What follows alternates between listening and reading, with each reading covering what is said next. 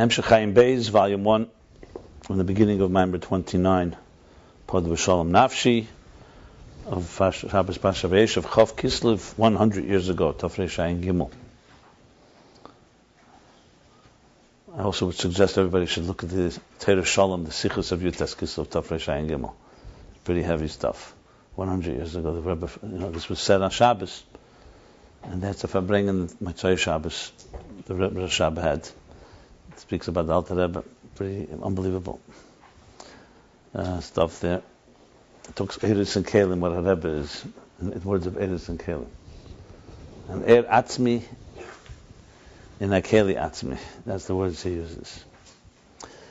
So I think it's connected to some of the ideas here. But anyway, we began the discourse, Padr Shalom, beginning of the chapter Kuf Yud Gimel, 113, page Resh Yud Ches, Resh Yud Tes. So I'll begin from the Kuf Yud Gimel, even though we began the chapter, but it's worthwhile reading again. Resh Yud Tes is 200 years in the Sittas Kislev. There you go. Everything's got hints. But let me sum up where we are, and then we'll continue. Summary is that we're in a longer discussion, which is, like I said, pretty rare for Ayin Beis, because Ayin Beis was written, as we know, one long flow of ideas. And then the Rebbe Rashab added the beginnings and ends, as he delivered it, the connections to the weekly Pasha, or whatever, the discourse, or the Yom Tov, so on. So like Padr Shalom was added later, and the end of the Maimer. But, as an exception, the chapter of Vayetze, the Pasha, this episode of Yaakov and Lavan, with the placing of the stone as a monument or pillar, or what Lavan did, the stone as a mound, becomes a central theme in the last, how many chapters, from the end of Maimer Vayetze, basically from Kuf Zayin. So already in Kuf Yud Gimel, there's still a few more chapters to go. So it's a good 10 chapters, close to 10 chapters, just explaining Yaakov and Lavan in the Pasha. But he's explaining the idea that he's in the middle of, which is, it's a subplot in a subplot. There's a lot of subplots going on here. The main subplot is the three meanings in Spheres. So it's mitzvah, number, and then sipur, the narrative, and then he began the discussion from the word Evan Sapir, which, as I said, it may not be a sapphire stone. It's more of a brilliant, luminous, transparent white stone. Maybe there is a sapphire, depends what level. We talked about that, the red stone, the white stone. But regardless, it's transparent. And it's reflecting the idea of spheres as being transparent channels. This is actually the theme of the Sikh of Yutas Kislev 100 years ago. He speaks about the Alter Rebbe like that. That he's a Atzmi, but not just an Atzmi, he's an Atzmi that went into Kalim. He speaks about how Atzmi manifests in the Keli. It's unbelievable words. If you read that, it's like he spoke about the Alter Rebbe, about the Alter Rebbe, on all levels, that he was both at the level of being Atzmi and a Shama Klolis, and also he speaks about his wisdom as in the world, worldly wisdom. So it's worthwhile seeing. It's a good fabringen to read Teirah Shalom. If you want to fabringen, just read that. So what's the point here? The point... Yeah, Teirah Shalom is informal, the Rebbe Rashab speaking off the record, basically. It's a Shebrew, it's a mix. Yeah, anyway, so bottom line... I recommend it all the time. It can change your whole perspective on everything. Because it's informal. It's the Rebbe speaking, the Rebbe Rashab speaking off the record, these ideas. He speaks things that he doesn't say in a mimer. He'll give you that additional touch. So anyway, let me just explain. What is Eretz and Kalim? Let's speak a little simple English here, because from time to time we got to ground it. You have to explain Eretz v'Kalim to a simple person, to each of us. What is Eretz v'Kalim? Did he finish the third narrative about Sipur? No, he's going to go back. Here, we finished that already? No, he's going to go back to it. Yeah, there's plenty more to go. No. Anyway, so the point of Eretz and Kalim, among all the other things that say the Shtalshus, Eretz and Kalim is really the Kabbalistic terminology, and cannot be confused with what we consider to be bottles and water or something, or other types of containers and liquids. Eretz and Kalim are simply an expression from Chassidus that's referring to, and Kabbalah, that refers to what is called in modern lingo form and function, or body and soul, or quantity or quality, or inner and outer. So it's really a way of describing anything that exists you can always determine and define it in terms of Er and Keli. And I'll just give a few examples. The pages, the words on a page is the Kelim. The idea they convey is the Er. I speak words is the Kelim. The idea behind that is the Er. You embrace somebody is a Keli. The love behind it is an Er. I challenge anyone to show me something that doesn't have an Er and a Keli. Everything in existence has an Er and Keli. So the first way to dissect anything, any situation, is it the Kelim that we're dealing with or the Er? An example. Two people are not getting along with each other. Is it the Kelim, their way of expressing, or they fundamentally have differences? Sometimes it's just maybe just different cultures. Maybe you mean one thing, I mean another, and we're not really disagreeing. Sometimes we are disagreeing on a fundamental level. So there's a big difference between a Er and a Keli. And because we're very one-dimensional, very narrow-minded, frankly, and not trained to think properly and look at a problem properly, we just look at a problem and say, oh, it's a problem. It's not a problem. It depends where the problem is. If you go to a doctor and you say, I have a pain right here in my finger, God forbid, the pain could be on a skin problem. The pain could be a nerve problem. The pain could be on a much deeper level, maybe a reflection of a far deeper problem. How do you know? So just because something is painful or something is not working doesn't mean it's on all levels. It could be a purely container level. It can be an air level. When you talk on a psychological level, someone has, let's say, anxiety. Is anxiety on a Kalim level, on an air level, or where the air meets the Kali? And remember, in Eres and Kalim itself, there are many levels, which I'm not even getting into. There's Primis HaKalim, Chusein HaKalim, Mtsoyes HaKali, the middle, outer, and inner levels of a Kali. And the same thing there. There's Primis HaEr, Chusein HaEr. But I don't want to get too confusing. The first basic principle is that everything has an Er and Keli, and every issue in life, you can look at it that way. Now, in the broader sense of the word, when you speak on the cosmic order, God's relationship with existence, that's where it all began. Because God created, first everything began as energy, and then energy manifests in matter. See, we work the other way around. How do you know you're hungry? Because your body tells you I'm hungry. But that's your body's reminding you that you need some sustenance. You look at a piece of food, the container of the food is bread, water, fruit. The energy of the fruit is what it turns into when you digest it and turns into your blood. Then one food will give you other energy, different vitamins and minerals than another food. No one sees that. We only know it. Today we know that an orange has these and these vitamins. So everything has an outer and an inner. And obviously the ultimate goal in life is to have them aligned. If your outer and inner were aligned, you have no problems. Okay? Now, what is, for example, you look at a newborn healthy child, everything's working perfectly. They breathe perfectly. You can see the chest heaving up and down. The air in Keli is perfect. The air goes in, the lungs completely absorb it, breathe it out. Look how we breathe. How often do you take a deep breath in? You do. It usually causes you to cough because we have toxins inside us. Our blood doesn't flow as smoothly. Everything about us, our eyesight, as we age, our kelim wear down. As they wear down, the energy doesn't flow the same way. Now, before Chet Tzadas, the reason that it says that if they hadn't eaten from the tree, they would live forever was not a miracle. That was the way it was. Not. Death is an aberration. Not well. Why would a soul that has infinite amount of life power ever have to leave a body? Imagine putting a liquid in a cup. Except for evaporation, why should it ever have to leave the cup? The answer is if the cup gets punctured. If it's punctured, okay, then the water will leak out. The body, by Chet Tzadas, got punctured. Psychologically, spiritually speaking. So now the body is no longer aligned with God. So after a while, the soul will seep out, so to speak. But the body will, think of it as an appliance that will break down, and this neshama can no longer stay there. Not because the neshama got weaker. As a matter of fact, the neshama gets stronger as it goes. Because the neshama is driven by spiritual energy. The point I'm making here is that in every possible way, the idea of Eris and Kalim can be spoken about in health, in physics, in science, even in literature, in communication, in relationships. There's no area in life, education. It's all about Eris and Kalim. Now, Eris and Kalim obviously a broad term. Then there's a difference between what about Er and Keli and a Chesed. That's already speaking about how your love has an Er and a Keli. Some people are very, very loving people. They just don't know how to communicate it. I've seen this. I've helped some couples where one person is very loving, but he just was never trained how to say it. Doesn't know how to say thank you. Doesn't remember. And the feelings are all there. Wasn't that? And then sometimes you have people who are very cordial and say everything right, but they don't have the feelings. So you can have an Er without a Keli, you have a Keli without an Er. Or you can have a Keli that's immature. It's not developed enough. Which is what happens when we say a person goes into an adult. Why can't children have relationships? Why doesn't children get married? Because they don't have yet the kelim for the eris of intimacy, basically. That's really what it comes down to. So everything can be defined in terms of maturity and so on. And then you go to each one. Then there's the Erin Keli of Chochmah, there's the Erin Keli of Bina, there's the Erin Keli of Das, Erin Keli of Chesed, Gvura, Tiferes.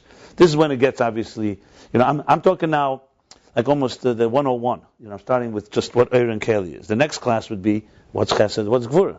Then the next level is what's the difference in Atzilus, Erin Keli of Chesed and Atzilus, and Erin Keli of Chesed and Bria, and what's the difference Chesed in Yitzirah. So you see there's a lot of levels here. But the basic principle begins first with knowing there's Erin Keli. They need to be aligned. Then there's the issue of, different in Chesed, it's expressed through love. You can have, for example, your Chesed Erin Keli can be very well aligned, but your Erin Keli Gvura are messed up. And then it manifests in each world has its own so-called personality. So obviously Atzilus is the most aligned world, where Eris and Kelim Iyu v'chayu echad. He is one with his energies and one with his containers. Meaning there's a full alignment going on. It's an aligned structure. Just one second, let me just finish. So when we say the word Sphira, as we explained at length, means both Er and Keli. So there's Sphiras and Eres, there's Sphiras and Kelim, and it's ultimately a combination of both of them.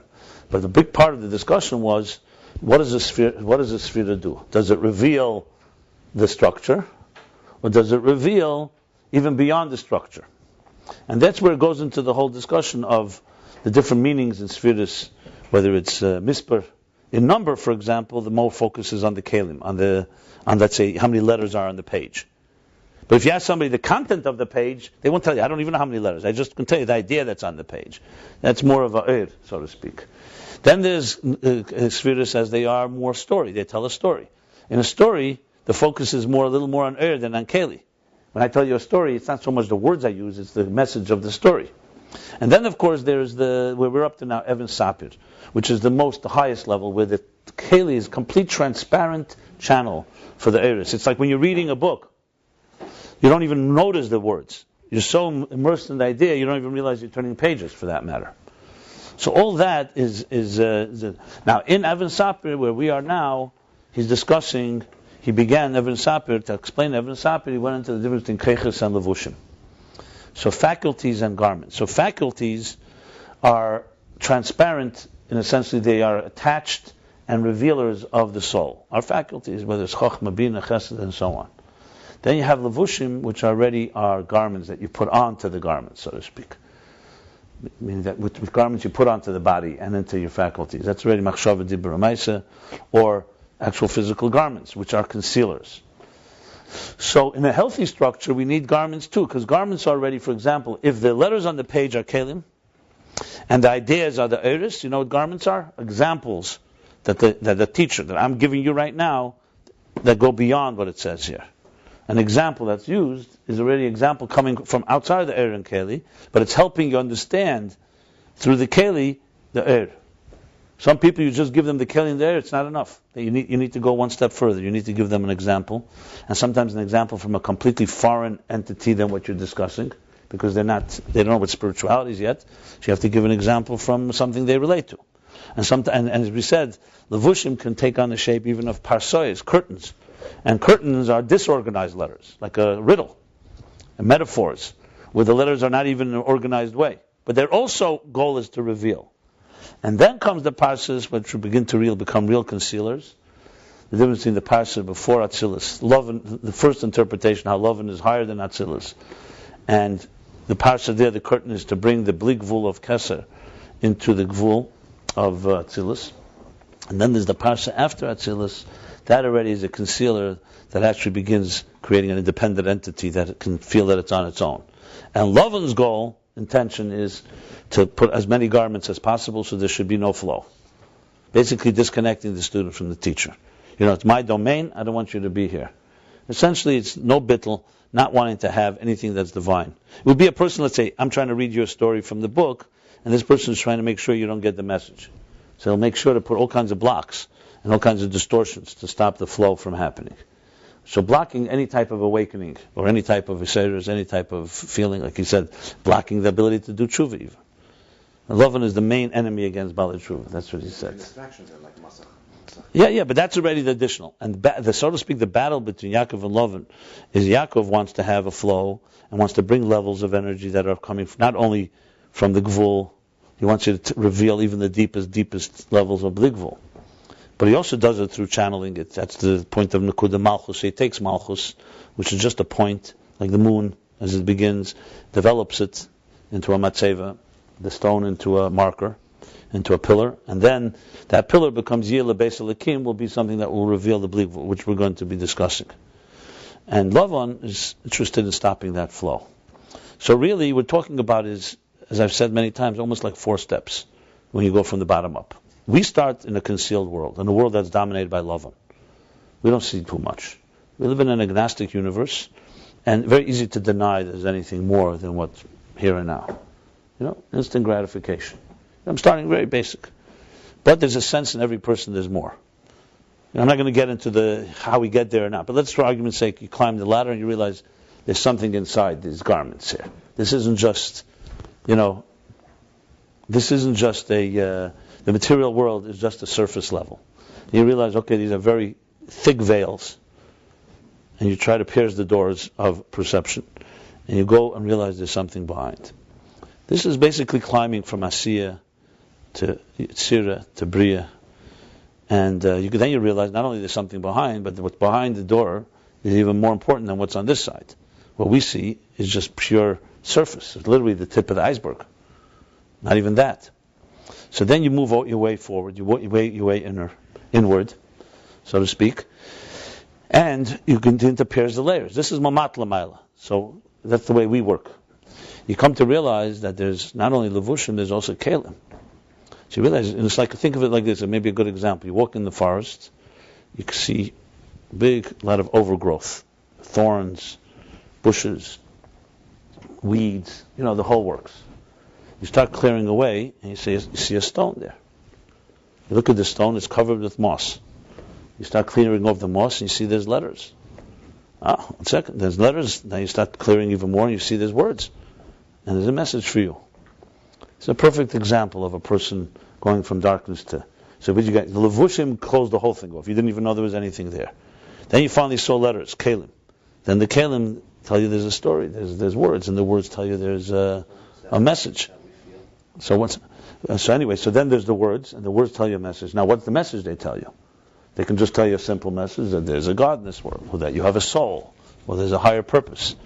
So it says, first they tell you there's a message. That's like the Mekudah of Malchus. The first thing that tells you there's more. What's more? First it tells you there's more Gvul. There's not only, what you're seeing is not just Malchus, there's also Yesod, there's Hoid, Netzach, Teferes, Gvura, Chesed, all the way Chachma Bina. Okay. Does that stop? No. Then the story, we said Sipur, tells you that there is a source for that. There's unconscious. There's Bli Gvul. And the Bli Gvul, of course, tells you many more things. That God is not, the artist is not defined. The one who put the stone here with the letters and the message has more messages that are not on this stone. So all this was concealed, and you're working your way all the way to the Bli Gvul part. And then you come to realize that the whole thing, the whole existence, is just really a transparent channel to reveal to you, first of all, the powers of Gvul of Elikus, and then the powers of Bli Gvul, and even beyond. That's just an example of like Levushim, Kalim, Eris, and then an Eris itself as it climbs upward. What we're discussing now is Yaakov basically first taking the stone, a raw stone. Well, actually, it was several stones that were arguing, and they finally become one. So that's like the world of Pirid. Many different stones. He didn't talk so much about that yet. We will talk about it. Then he turned the stones into one. They turned into one. Then that one stone he rested on, and then afterwards he made it into a matzeva, a pillar. So that signifies that Malchus is starting to be lifted up from its fallen state, which is its darker state, lack of awareness and so on, that we discussed, like Golus. And then that pillar will in turn become ultimately an Even Sapir, illuminating stone, not just a pillar. That pillar will become a stone that will be part of the Beis Hamikdash, and will reveal Bli Gvul. That's in a certain way of explaining where we're at right now. And now where we're now, he's moving from not just Hakamas HaMalchus, not just the beginning of taking Malchus to the next level, But you'll see how Malchus connects with the higher spheres. So if you really talk about it, the spheres and all these things that are discussed here is really like, if you think about it, it's like cryptic code language. Someone reads this, they won't necessarily come to what I just said. But this is a model. This is a formula of how to grow. Simple as that. And you have to know that every second. The Rebbe Rashab did not spend even 5 minutes, let alone how many thousands of hours he must have spent writing this. He wrote every word here to talk about esoteric elements. He's giving us a blueprint of how to grow. And he's writing it for people like us. He wasn't just writing it for the biggest chassidim. We learn it. But it's written in a language that unless you're told, this is your story, your life, it becomes, cryptic, it becomes a purish, maybe an explanation of the pasuk. It's a beautiful explanation, but it all comes down to the relevance to our personal lives. So that's why from time to time we have to just ground things into what does it mean and how do you turn it into a model. And it's quite clear actually when you think about it. So the word sphere, we use sphere so much that it's almost meaningless. Like any word. What does sphere mean? But when you start thinking sphere, one second, sphere is illuminating. Sphere is a story. Sphere is a number. It takes on a different meaning. It's not just some sphere. Ask most people, what are Esses spheres? Right away, you either go into that like automatic pilot mode. Esses spheres, those are the chesed, the chachma, bina, das, chesed, people know by heart the 10 spheres. Or what some people call building blocks, DNA. They're all correct. But we're talking about what does it mean to use spheres. You know what spheres are? 10 levels in your life. 10 faculties right now working in yourself. Right now, 24/7, these 10 spheres are at work in you. Whether you're aware of it or not is another story. Because the spheres can be buried. Like you look in Tanya, he says the Yud sphere is in Perek Vav. Read Perek Vav, the Haggadah, now after this class. You'll see how powerful it is. He writes there how the spheres go into klippas. So he says, even in the deepest klippa, you have the 10 spheres that are in it, are the 10 spheres of Yitzira, and there they're the 10 spheres of Bria, and there the 10 spheres of Atzilus, and it's all concealed in the klippa. So right now, when you're touching something, you don't even know. All you're doing is touching the surface. But think of it like I gave the example with the forest and the moss and the stone. In anything you do, there's all these spheres and all the worlds. They're all there right there in front of you, ready for you to release them. All the way to Ak and Lifnei Tzimtzum. All the way. Everything is right there, every second, in everything you do. And that's why the move you make is not just, you asked me what it means to put on tefillin once. You know what it means? It means to connect everything from this lowest of worlds all the way to Atzmos. I think that's a pretty big achievement. How many people do that, in their lifetimes, let alone in a second? You do a mitzvah, you're basically like you're closing a circuit. It's like electricity flow. It goes all the way from top to bottom. What is it called when you switch on the switch? You open the circuit. Does it close the circuit? It's like, what is a switch? A switch closes a circuit and then allows the flow to continue. So it ripples through all of existence. Now, we may not see it, but that's why you have all these stories of tzaddikim. They looked at someone who brought an esrog, and they saw how much passion he had, and the Baal Shem Tov would start dancing. That one little act, he realized what it was doing. Because you see the whole flow of energy. So it's not just some like a miraculous story. It's the story of energy, as opposed to Spheres are on oil also? Yeah. They're more subtle in oil. He spoke at length about this, but there's spheres in oil also. Anyway, I still want to say one or two more things, but no. Now I'm ready to go ahead. Huh? That's why we started the whole discussion with Sapir, Sipur, and because of the Eris. Of course, yeah. Everybody might know this, but I just want to be sure. The auras of one level are kalim of higher levels. Well, I didn't say that. Why do you have to say that? No, you didn't say that. In fact, I thought that was something that was the case. Because it seems like that to me. There's an aspect of that's correct, and an aspect that's not correct. You're getting now into understanding the deeper meaning of Ir and Keli. But I said, for example, here, the letters on this page are Kelim. The Irs are the ideas. So here it wouldn't work. How would you make the letters into Irs? Because the ideas you're talking about are Kelim versus essential motivating separate. Okay, if you want to go that, then that's fine. But then remember this. Something like this. But how does that change anything? I just wanted to, for my understanding. See, you're going back to being academic. You tell me the relevance of that in our lives. Well, by knowing what you just said, I know exactly what you're talking about. He's saying essentially that even the Eris on this page, you go to a deeper person, and he'll see that as also as Kalim. Fine. And how does that help? deeper level. So how does that help us? Because if you refine the path more and more and more, Okay. It's a jump off. Like first when you gave the mushroom. I got it. Good. Very good. No problem. So then I totally accept what you're saying. That's correct. But you have to remember, the plot thickens, because there comes a point that the question is, what gives Kalim any substance? At some point, do Kalim and Ur meet, that the Kalim becomes the Ur? That's the question. The answer is no and yes. In other words, all the way, when you root it all the way up, yes, it's true, relatively speaking, for one person the words here is Ur, for another person these words are Kalim. Or in other words, the ideas rather. The ideas here are Eris, and in other words is Kalim. But when you go all the way up, there is a place that Kalim and Eris are two different paths, even in the most subtle form. In other words, let's put it this way, if you go in Atzmus, it'll be the power to conceal, the power to reveal, or maybe the power to express in shape, and the power to express in shapelessness. You understand? There's a lot of, one is maybe, for example, Ur has the power that expresses you the message, the spirit of the messenger, of the teacher. And Kalim gives you the purpose of the message, of the messenger, the source.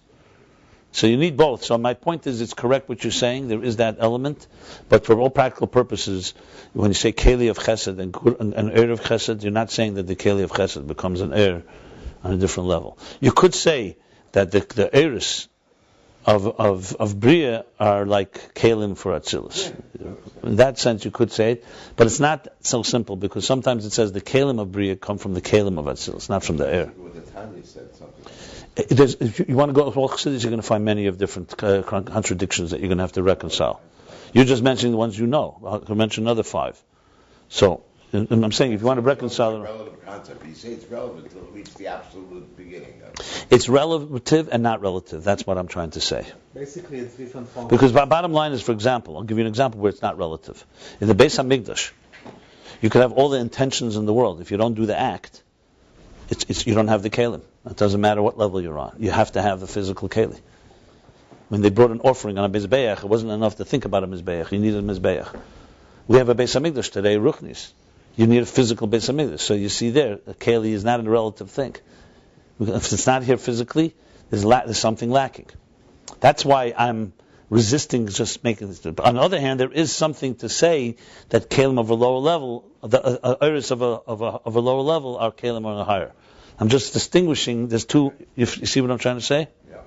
Yeah. You're saying in other words, it's different function, like you said, full unbelievable. Yeah, but there is an element of that, because when you climb higher, a Keli is ultimately a form of energy as well, but it's a containing form of energy.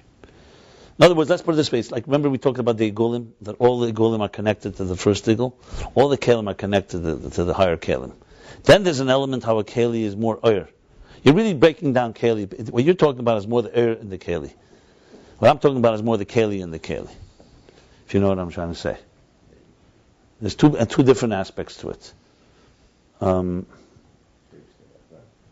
Okay, I wanted to... This whole discussion started over here, and it says Lahavin Zet Sarach Lavin Tchila Ma'u Shem Svira.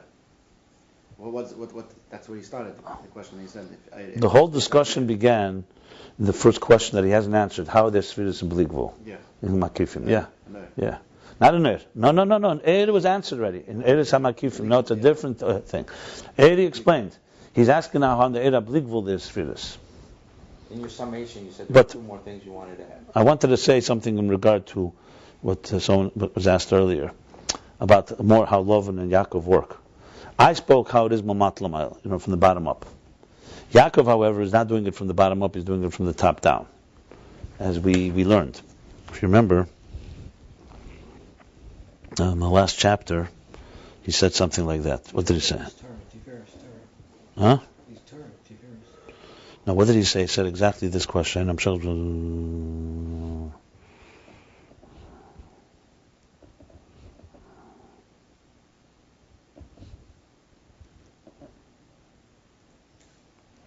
remember this part that he said it's Mamat Lamayl or Mayl Lamata?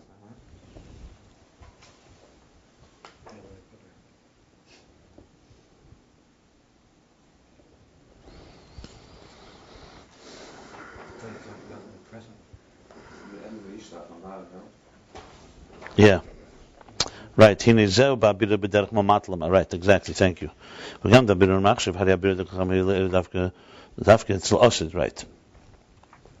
Because he asked the question. Yaakov starts with the Berurim of love and that Chacham and Bina, and then he comes to the Berurim lower of Esav, right? Vagam the Berurim the Achshav, even though the Berurim the Achshav begin lower, and La'asilov will be the higher ones. He says,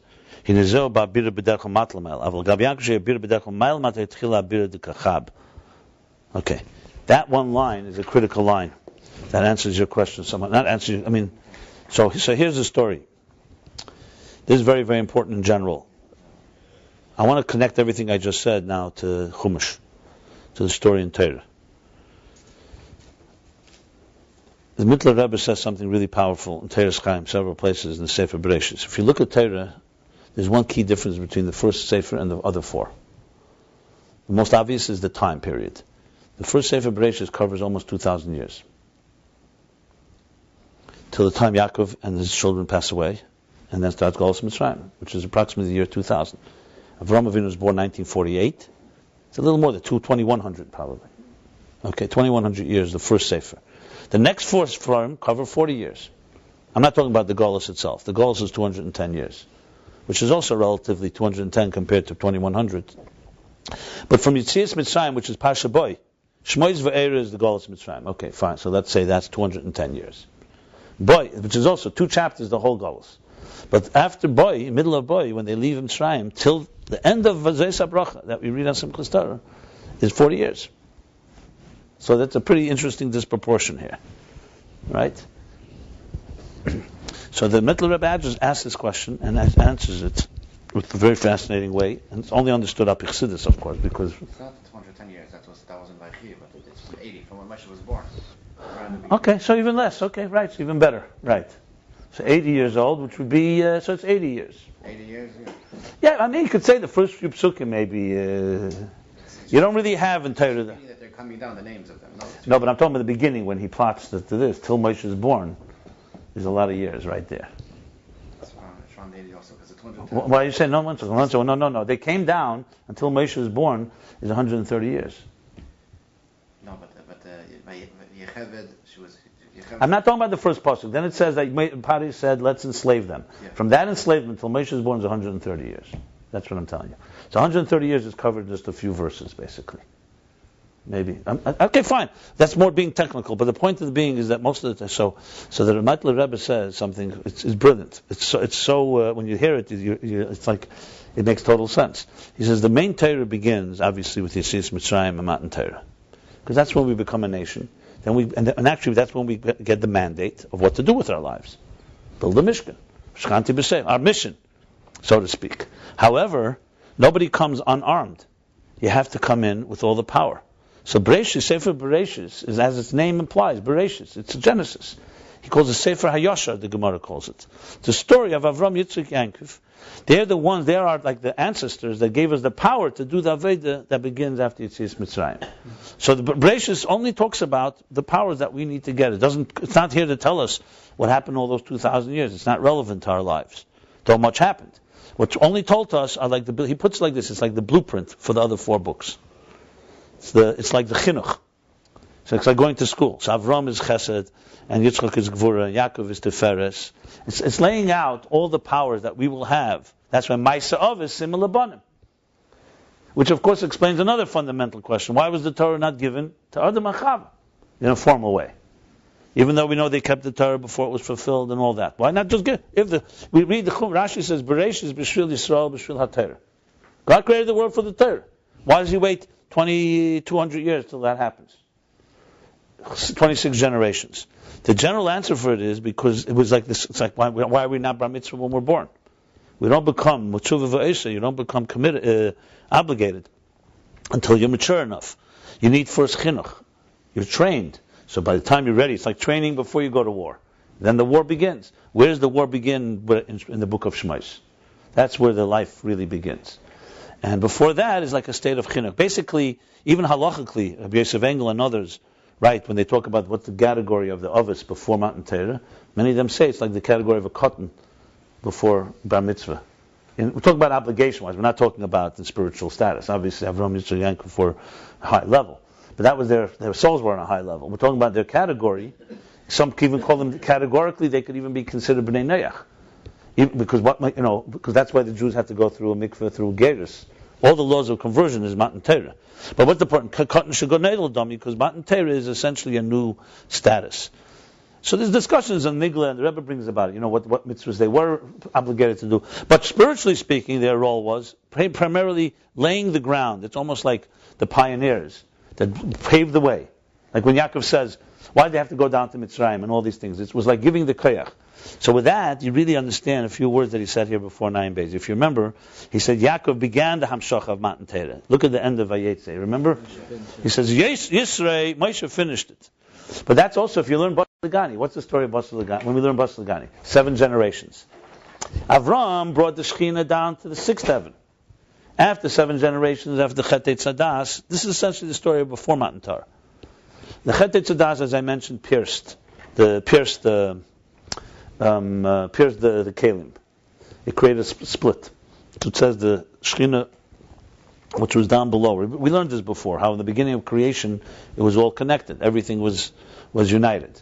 Then, the first sin left the Shekhinah, so there was like it's called the dissonance began.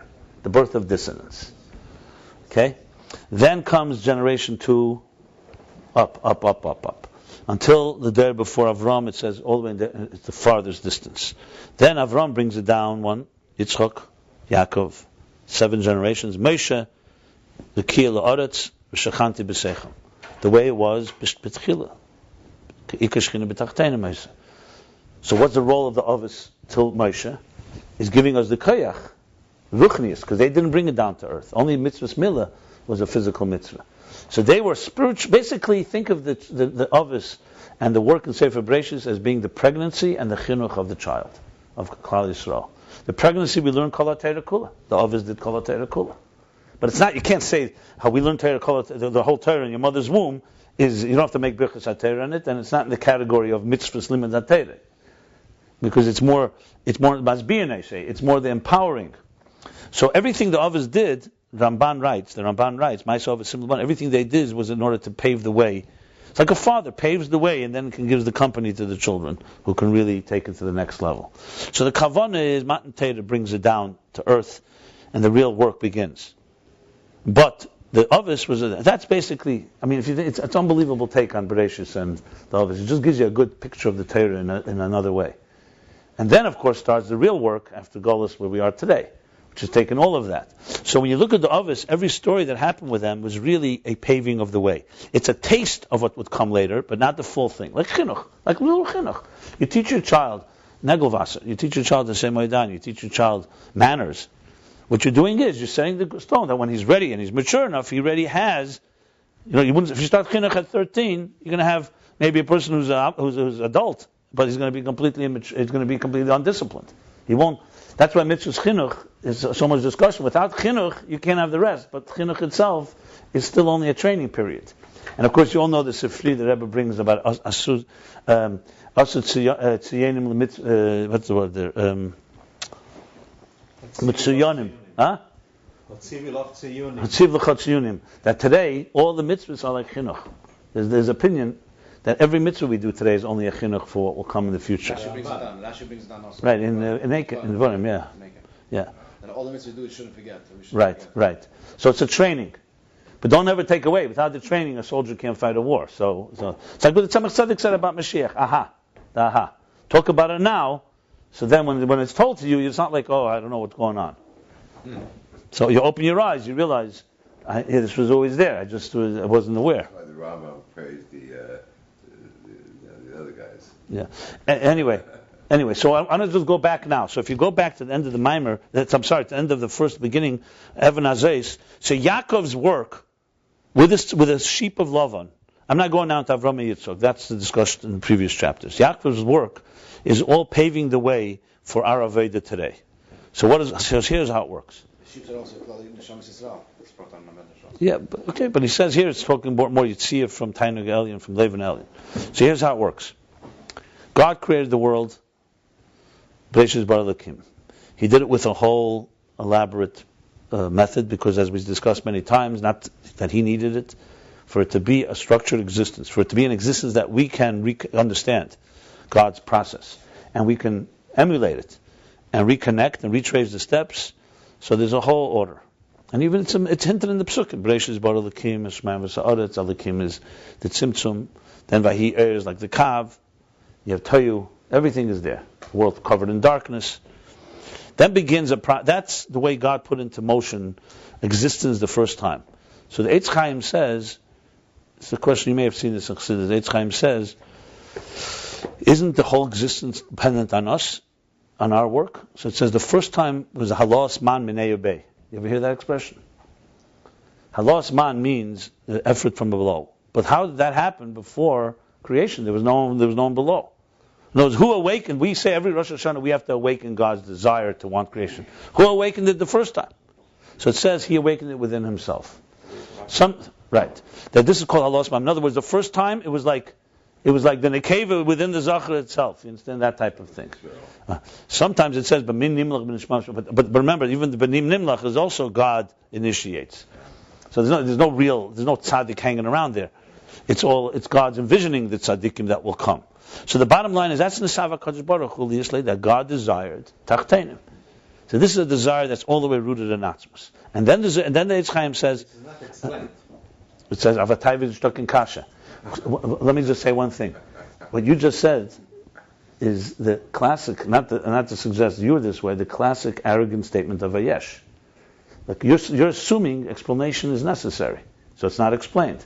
He created explanation. The one who created explanation doesn't need an explanation. You understand? Explanation itself is a creation. So you're saying it's not explained, right? You're saying, in other words, he did it, but he didn't do it perfectly because he didn't really explain himself. No, 1 second. That's how we all see it. No, I'm not saying this to criticism. I'm just saying I wanted to point out a good example how our language is wrong. We don't think the straight way. We have to think the other way around. Who said explanation is needed? He created explanation. Why did he create explanations is really the question. That there's no explanation. He wants us to understand. I once wrote an article, is logic logical? Who decided, someone has to make logic logical. Just because we're the yes thinks we are it. So you think, if it's logical, then it makes sense to me. If it's not, it's not for me. Who decided that logic is logical? That's. So there are more paradoxes in the Ruchnis now. Well, there's no paradox at the end of the day. There's no real paradox there. When we're at peace with that, we're fine. Listen, that's why we're married, and marriage and the real life teaches you that paradoxes are normal. Ultimately, in Chassidus, You don't know about that yet. There's no. I still like the words. The words sound good, right? You like Velvet Green said, I like to hang around the paratroopers, right? You know that one? You never heard that one? And he spoke for the Kinnis HaShluchim? Oh, brilliant. He says, I'm not a shliach, but there's the story with the paratrooper. The guy trains to be a paratrooper, so he goes up there, and they're jumping, and he's looking. You know, you observe and see how first you load, and how you do it, the method. Finally comes his turn after a month of training, and he's all proud, he's going, he's walking, gives one look down, oh no, I'm not jumping. You know, it's pretty scary. Okay, we understand this. There's also, your type also comes around another month. Fine, another month of training. Okay, this time he's really ready. He goes, no, he's not jumping. You know, I'm done with this, making this long story short. So the commander says, listen, Yankel, this isn't for you. You should go down to earth and find yourself another position in the military. There's plenty of administrative positions. This, you need to have a tough heart here. You need to be tough. So he says, no, I want to be here. He says, why? He says, because I'm never going to jump, but I like hanging around people who jump. So Velvet Green says he's never going to be a shliach, but he likes to be around them. You know. Didn't mean you, but that's...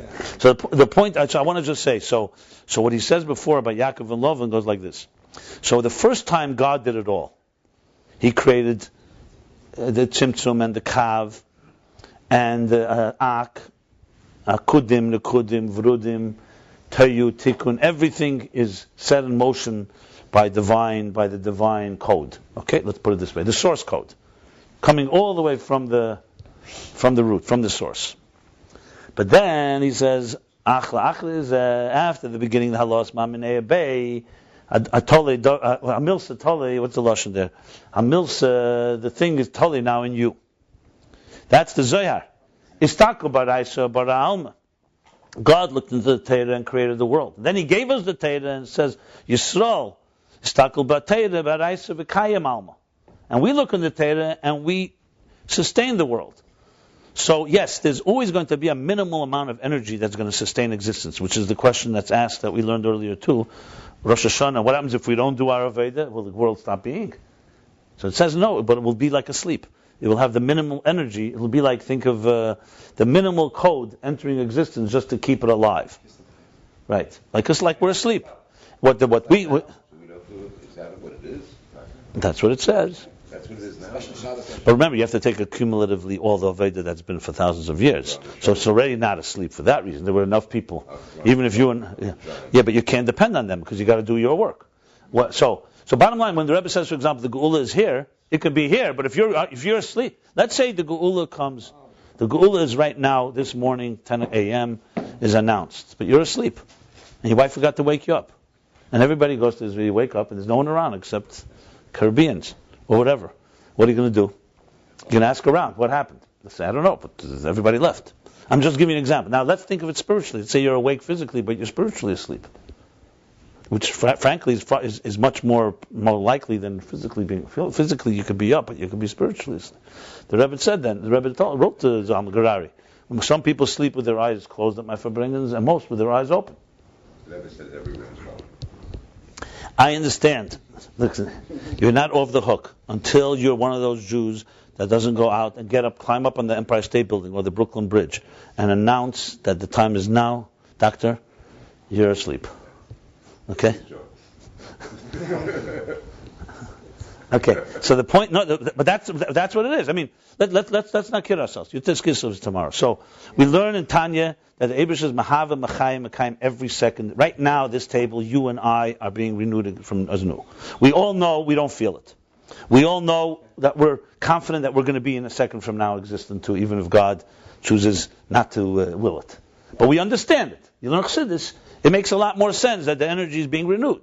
But we don't feel it. But we're told that's how it is. And the more you learn it, the more it becomes something that at least cognitively you can relate to. But the fact that you can cry, at least to know I don't feel it, is also a pretty good madrega. Because most people doesn't bother them. The whole thing is just a theory, at best. They don't know. Right. So the point is that we have to be aware at least of this thing. So of course, if you don't see the minimal chayas that's giving life to existence, you're going to see the geula. You know, that's how. Now I'm not saying this to depress ourselves. It's on the contrary. Have the cure is knowing the problem. The problem is that we're not awake, and that's it. Let's not kid ourselves. Don't call yourself awake. You're not awake. We hear that we're not awake at least. Now the question is, how do you wake yourself up? That's why, and not that I challenge, but anytime someone tells me it's just going to happen, to me it disturbs me greatly because it means you think you're awake. You decide you're awake, and the only problem is someone else. Maybe you got to tell yourself you're not so awake as you think you are. You're not so aware and conscious as just because we heard the Rebbe speak. So what? I heard the Rebbe speak. It doesn't mean that suddenly I believe the Rebbe, but it's not like I suddenly see the chayes everywhere. The Rebbe Rashab in Teres Sholem, by the way, they were by Farbrengen, and he's talking about this idea of seeing a lakus. And he was so clearly the Rebbe was such beseirus. He said, "Bring me a plate, and I'll show you the Dvar Hashem in it." Yeah, the Rebbe Rashab said that. So they brought him a plate, and a second before he said, "No, he's not going to do it." He says, "Because right." Exactly how I felt. And so I wonder why didn't he do it? First of all, what was the consideration? Then he said he's afraid you're going to be megashemit. That's what he said. Megashem what? The experience. In other words, you won't really get it. You'll think it's some magic trick or something. Like okay, you'll see like whatever. You have to be. It's not like he could show it to you. Either you're ready or you're not. That's the point. You can't force someone to see elikus. I could force you to see behind what's behind the closed door, but I can't elikus. I assume that's what he meant. So my question is, what's the havamina? Why did he think that it could be possible? So either it was because the Rebbe had rachmanis and he felt, maybe he can lift everybody to that level, and then he gave a look at everyone and saw that maybe it's not so simple. The problem is not the plate. I can't get all the elikus in you. Then I could be. That's That's the word. The plate is fine. I could reveal it in the plate, but then maybe he opened his eyes and said, I would be able. It's like Yonah. He was afraid of embarrassing it because he can arouse it in the plate, but maybe he can't arouse it in his chassidim. Exactly. So it's like Yonah running away from it. No, that's a very, I think that's the reason, because the plate has no bchira. You guys have bchira. The plate is just a plate. It's in Torah Shalom. It's amazing. You read that piece. I also, first time I read it, I said, wow, what happened next? Too bad. Okay. But then I realized that the fact that that's printed and that too tells you something. That you got to do what you got to do. There was a bacher who came into the Rebbe the first year. I guess he was a little, I don't know, maybe some people say he saw things. Some people say he was a little, and he either had a missing screw or an extra screw. Let's put it this way. No one's really sure. So he said he heard a mime that the Rebbe said, and he went to the Rebbe and told the Rebbe that when the Rebbe said the mime, he felt Einoid Movade, literally bouncing off the walls. So the Rebbe said to him, this you should keep between you and me and not share with anyone else. So the Rebbe's interesting way of, he didn't tell him you're crazy or something, he said to him, some things you don't have to say. And even then, you have to wait a few years. When did you start telling your wife? When did you start telling your wife about your visions?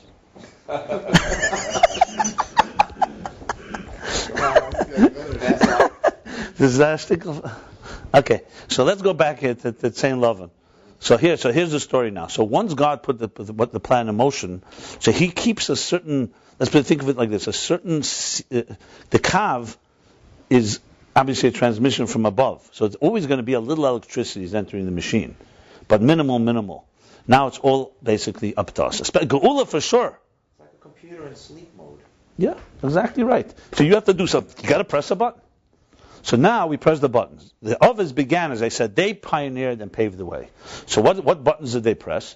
Chesed pressed the button of Chesed. I'm sorry, Avram pressed the Chesed button. So that's what the Sefer HaBoyer says.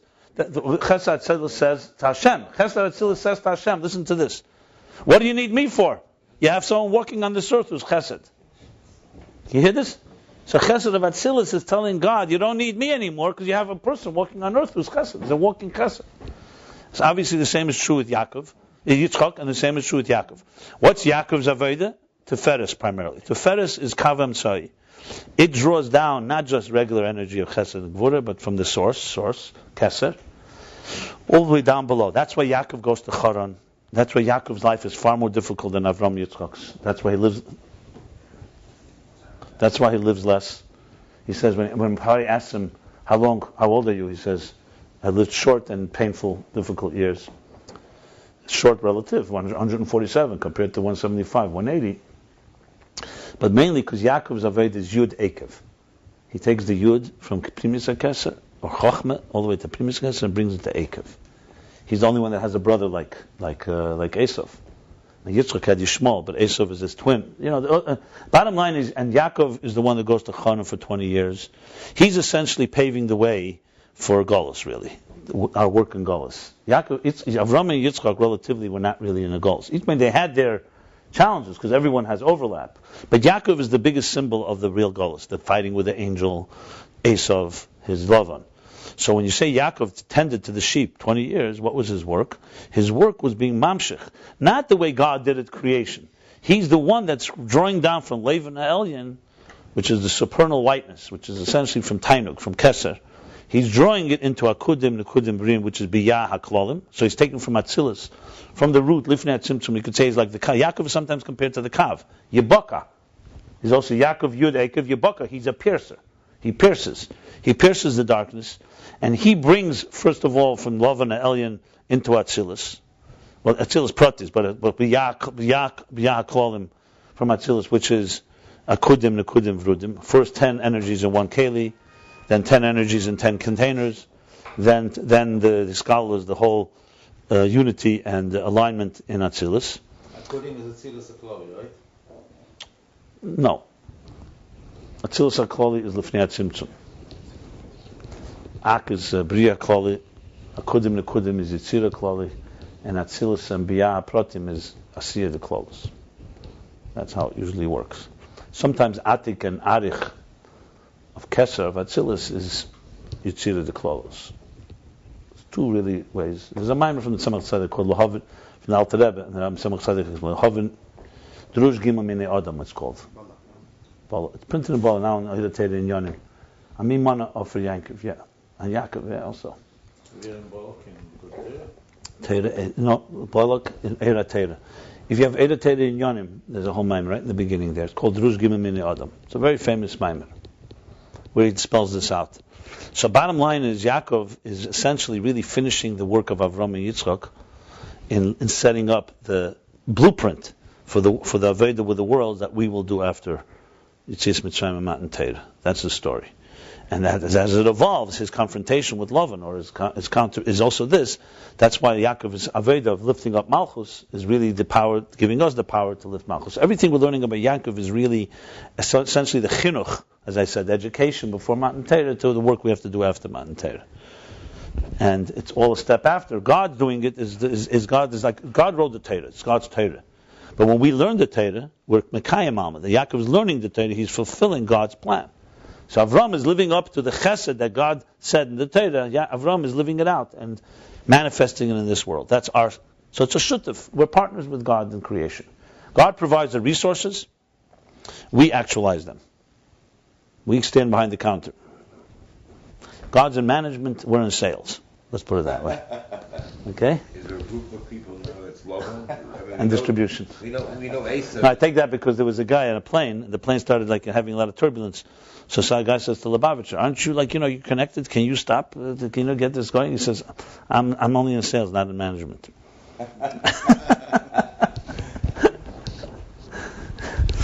I'll tell you how we handle it. I can't tell you what to do. But we know, let's be honest, that Chassidus, sales also affects management.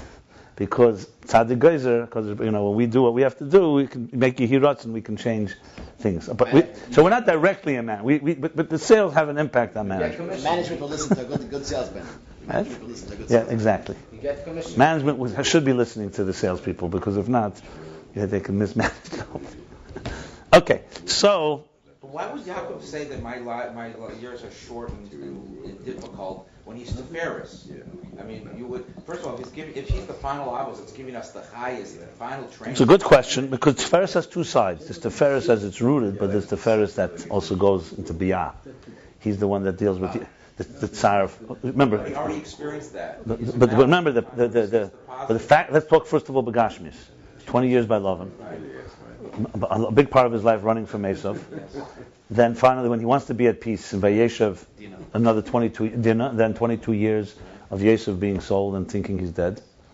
The only 17 years, it says, Tei, Vayechi, Yaakov, 17 years, Gematria Teiv, the only good years were his last 17 years. But when he's saying this, so you ask, one second. He's saying the party then, when he greets him then. He's got RC. Yeah, but he's talking about he's talking about 130 years of his life. He's saying, that, you think Yaakov forgot about his look, Yaakov knew his life was meant to be, you're asking the same question, why? Yaakov says, Bikish Yaakov, Leishav B'Shalva.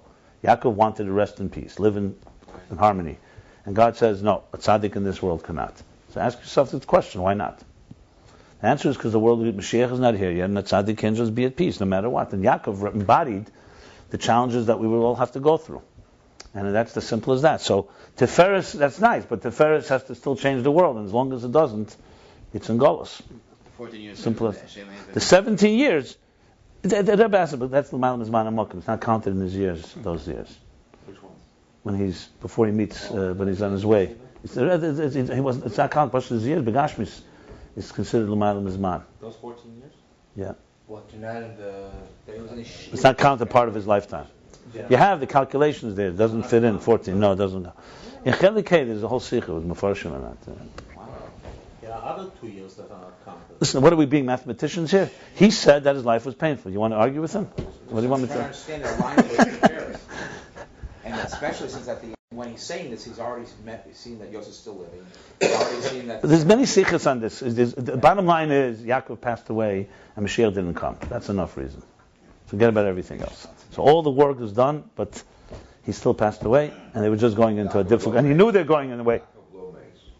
No, and what does it say in Vayigash? 1 second.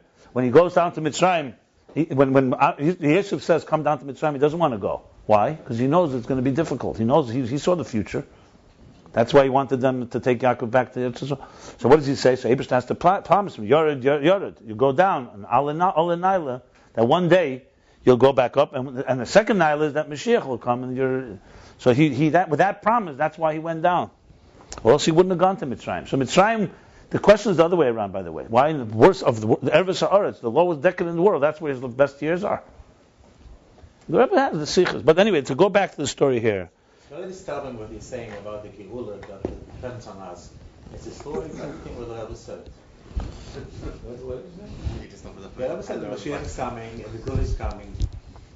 And Rabbi Simon is saying that it depends on us. Doesn't matter. I'm saying the Rebbe never said what I said. You only quoted half the Rebbe. That's the problem that you just did. Where did you get? Second, I said it dependent on us. The Rebbe said I did everything is dependent on you now. This generation. Hold on. Did the Rebbe say it or not? Ask your question. Why did you skip those words of the Rebbe? I'm asking you. Why did you choose not to quote the Rebbe Chav Ches Nisan Tov Shin Nun Aleph?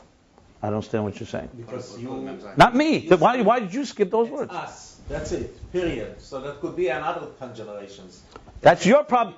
One second. So what? Ask the Rebbe the question. What does he mean by Chav Ches Nisan Nun Aleph? I finished everything I could do. Do what you now you. You chose not to exclude that from your conversation, which is most disturbing to me. You chose what you liked and not what you don't like.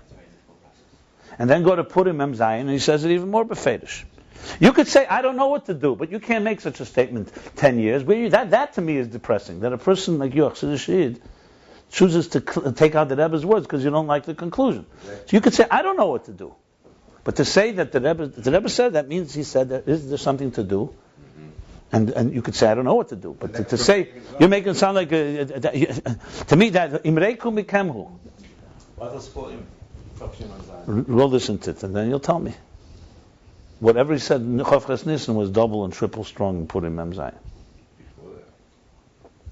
And let's put it this way. As a Ish Maimin, let me ask you a question. The Rebbe Begashmis is not here right now. You are. Why are you here? Why did God keep you here, me and you? Why are we here on earth? To wait around for something to happen? Is that how we were trained? Let me ask you. You think that's what the Rebbe would want? Forget about what the Rebbe said, Chav Ches Nisan, for a moment. Let's put that aside. Why are we here? Tell me, just give me an example. Why are we here? The Rebbe said the Gula is already here. So why are we here? And why is the Gula not here? What's your conclusion? It was always like this. I asked you a question. What's your answer to this question? All these people said that he's going to come. No, but I heard what you said. So say you have no answer. That's all I was wanting. I know you have no answer. So say that. Don't tell me always. That doesn't answer a question because people have the difference is the Rebbe said now is the time, and no one ever said that. You just brought that. The Rebbe said he is here. Mashiach is okay, so my answer is, so why are you and I here and the Gula is not here? Tell me. Is that a question? What's your... He's in the birds. Anybody has any thought on that? So I have only one answer to that. I go to the Rebbe. The Rebbe said that we have to do something. That's why we're here. I have an answer. We have to do something. Now you can say you don't know what to do. Fine, so go and suffer with that.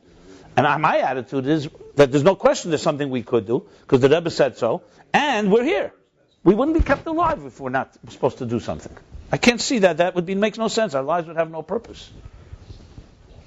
And don't tell me we're here just to support our families and to eat gefilte fish. That's for sure not the reason. I have no answer for your questions, but according to what you said, which I'm not challenging you. Why don't you say to me? No. Why don't you say one thing? Do exactly what the Rebbe said. Maybe you should quit everything you're doing, sit down with 5 other chassidim, and say, I'm not going to stop the rest of my life until I figure out what the Rebbe meant I should do, and make believe it's your personal problem. Start with that. That's what I would tell you. You're not ready to do that. I know that. And most of us are not ready to do that. So let's just call a spade a spade. Say, I'm not ready to do what it takes. Let's stop saying my questions, because the questions to me become klippa then. Because the questions are really end up being, instead of pointing ourselves a finger who should be responsible, instead of doing that, we're saying, I don't understand. Why don't you just say, yes, we do understand, we're just not doing what we should be doing because we're lazy, whatever. Why don't we just, that to me is far more honest. What's your response to that? It everyone should ask themselves this question. Exactly. I'm not speaking to you. I'm speaking to myself too. What do you think? That's why I've been talking about this. But by me, it's clear. By me, this is clear 21 years. As a matter of fact, I am far more guilty than you, because you have convinced yourself that there's no question, that's a question, and and it's not your problem. I feel it is our problem. That's the difference. I feel more responsible than you. But now I hope you feel as responsible as I do. If we're bringing in Chavches Nisan, the Rebbe was already very positive. By the way, I'm not trying to out-argue the point. Tell me another alternative to what I'm saying. I don't know another alternative. What's the other alternative? To sit around and pat ourselves in the back, we did everything, and we don't understand what the Rebbe wants. To me, that's like repulsive to me. Tapech everything. The Rebbe would never accept such an attitude. No way. Anything I know about the Rebbe that's what you do? There is an alternative to it. I mean, not the right alternative. It's not the right answer, but the alternative, people can live a meaningful life, so to speak, and being frum in their life. I know we talked about frum earlier. Yeah. And without thinking about Mashiach and thinking like. And then wait for the day. Okay, wait for the day to come. Right. But I don't know if that's what the Rebbe said either. I mean, I don't know if that's. You're not saying to do that, but you're saying what is an alternative. No, That's well, not the answer. You don't have to tell me. The alternative is what we've done. We have, you know, this happened. This is by default. This is what happened. Sleep mode is default. Right. Sleep mode is default.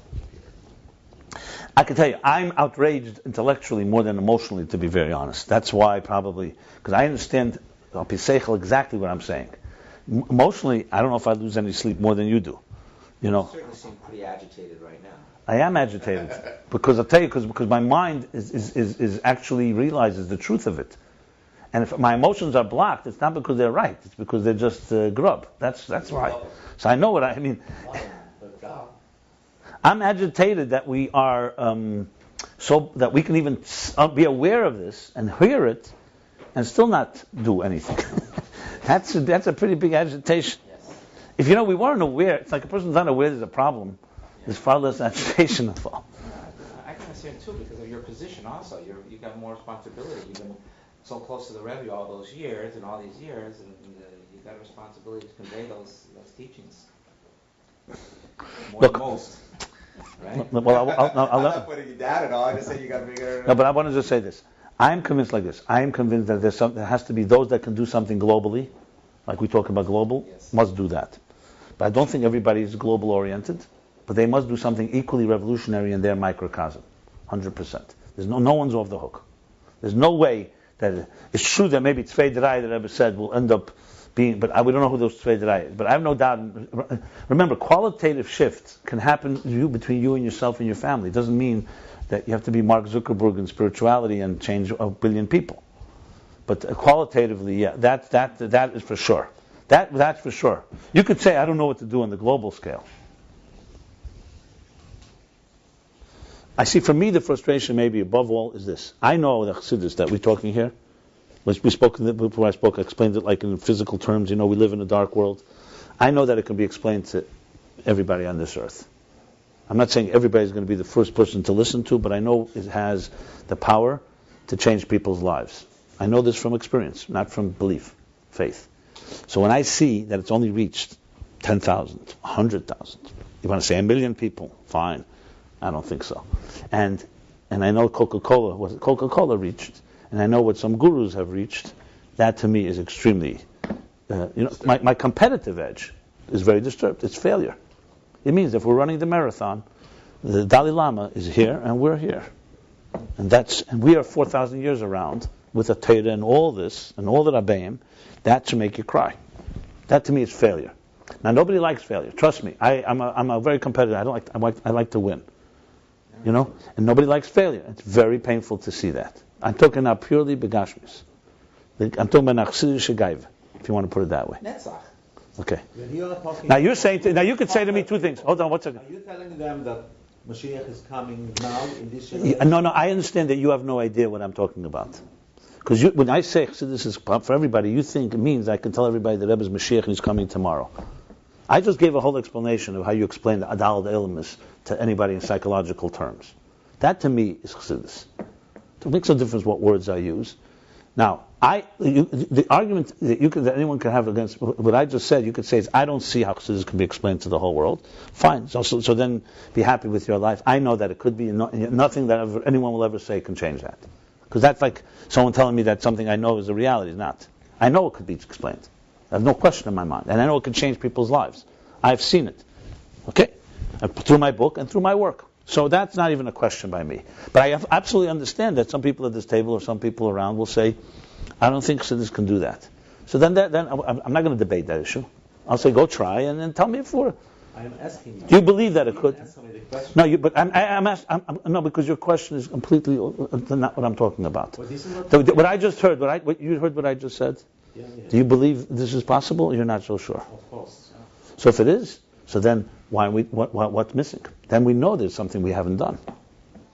That leads me to the next conclusion. If someone said to me, there are people, they're Lubavitchers, I could tell you Shmom V'Shem Imam, who told me clearly they do not believe Chassidus is for the masses.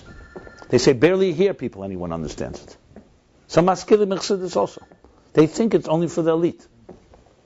Like for them. So if someone says that, okay, so then the debate is, can it be done or not? Then let them go debate with Mashiach and the Baal Shem Tov who said, Yefutz Mayne Secha Chutza, and what the Rabbeim said.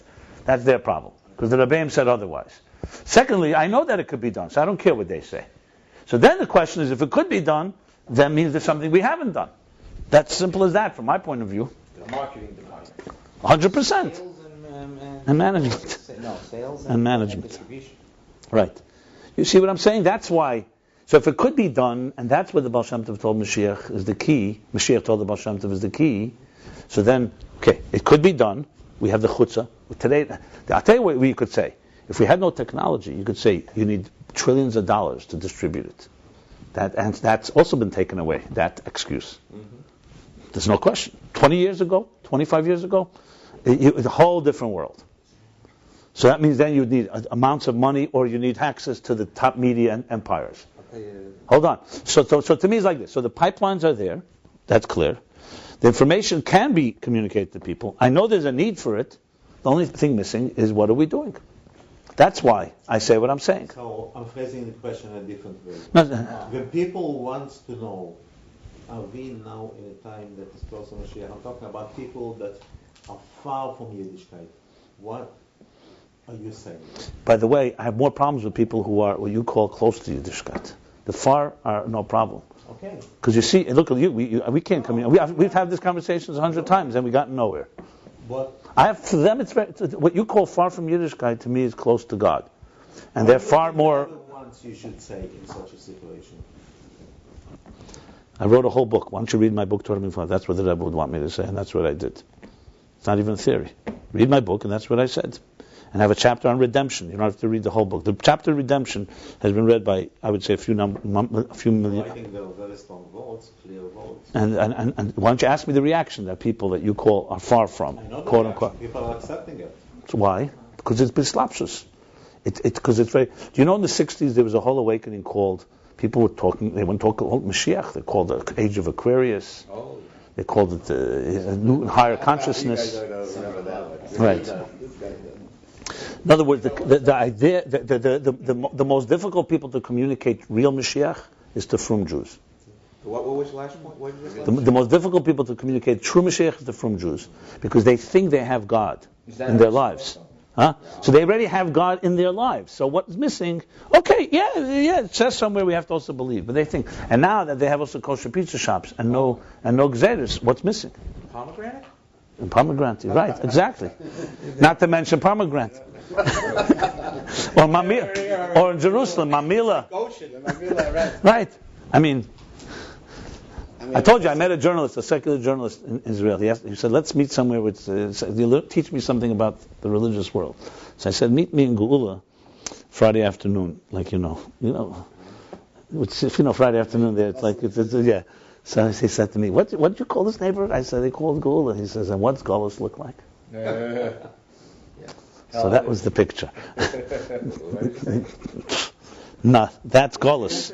That should have been called Gullus. What do you mean? That's Gullus. The comfort zone of Frumkeit.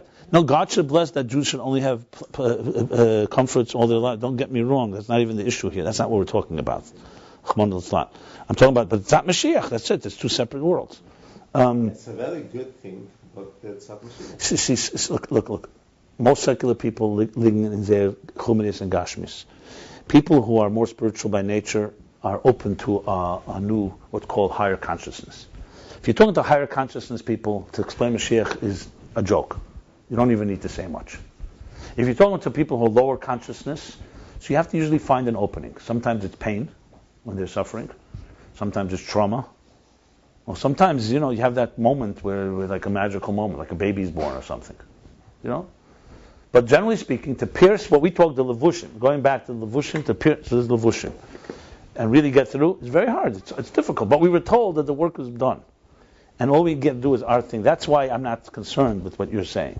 Because the Rebbe said that, tell me if that goes out. If the Rebbe said that the world is ready, see what I take is that, you take is that we don't have to do anything. And I take is that as being that the resistance is gone. And now you still have to do, because you still have to wait. You can have the messages already, the people are ready, but there's the link, the distribution link is not there. That's how I see it. That means if we do what we have to do, people will be far more receptive to it than we even can imagine. That's my understanding of the Rebbe's words, that the world is ready. Now, let me ask you something. This is not the first time we had this conversation. I'm just wondering, what do you take from what I just said? Do we go back to square one, or anything shifted? I know the place that I'm walking, which is modern Orthodox, but it's the young generation that still don't shaped up their political views. Things are accepted even to say. But that's not. But I'm asking you to respond to what I just said. Anything that shifts, because we've had this conversation. I want to know if anything I said now, or you're back, or your question that we began this conversation, you're back exactly where we started. I want to know if we made any progress here. Honestly, be honest. Anything I said that made any difference? Could somebody answer? No, you asked the question. There's no progress because I know that. No, but there's a certain mental block. So why is that? Why is that? I'm wondering because why. that means he lived in a certain bubble for 20 years, and it's very hard to accept. That's why. What do you say? I'm just seeing it from the side. That's exactly Yeah? what I see. Yes, absolutely. So what is anything I could say? Is anything I could say that would break It's through? very hard for someone to admit that he lived in a certain bubble for 20 years, and It's just I see it very differently. I see it totally. And that takes time. Practically speaking. But anything that could be said that could. I think he's feeling the frustration that you feel, but in a different way. And meaning that Rabbi Keitel wants so much the Rebbe and the Mashiach and the Gula. They both want and it. he doesn't No question necessarily. I know. about it. I say that they both want it, but I'm just saying that Simon has had maybe more experience on the global level, and Mashiach is a global. The Gula is a global movement, and you don't necessarily see how to do it in practicality. On that level. A practical Physical level, he has to peel away layers and layers and layers of. But you're more where he is, more where I am. The Rabbi said our generation's going to experience. Your point of We view. have a lot of hours to discuss that. Rabbi Jacobson, your point of view is we're not all capable of sitting in your place. We're dealing with a little. No, because usually I'm a good communicator, so I'm just wondering what it is. We understand you very clearly. I wish you would put it in summarize your statement.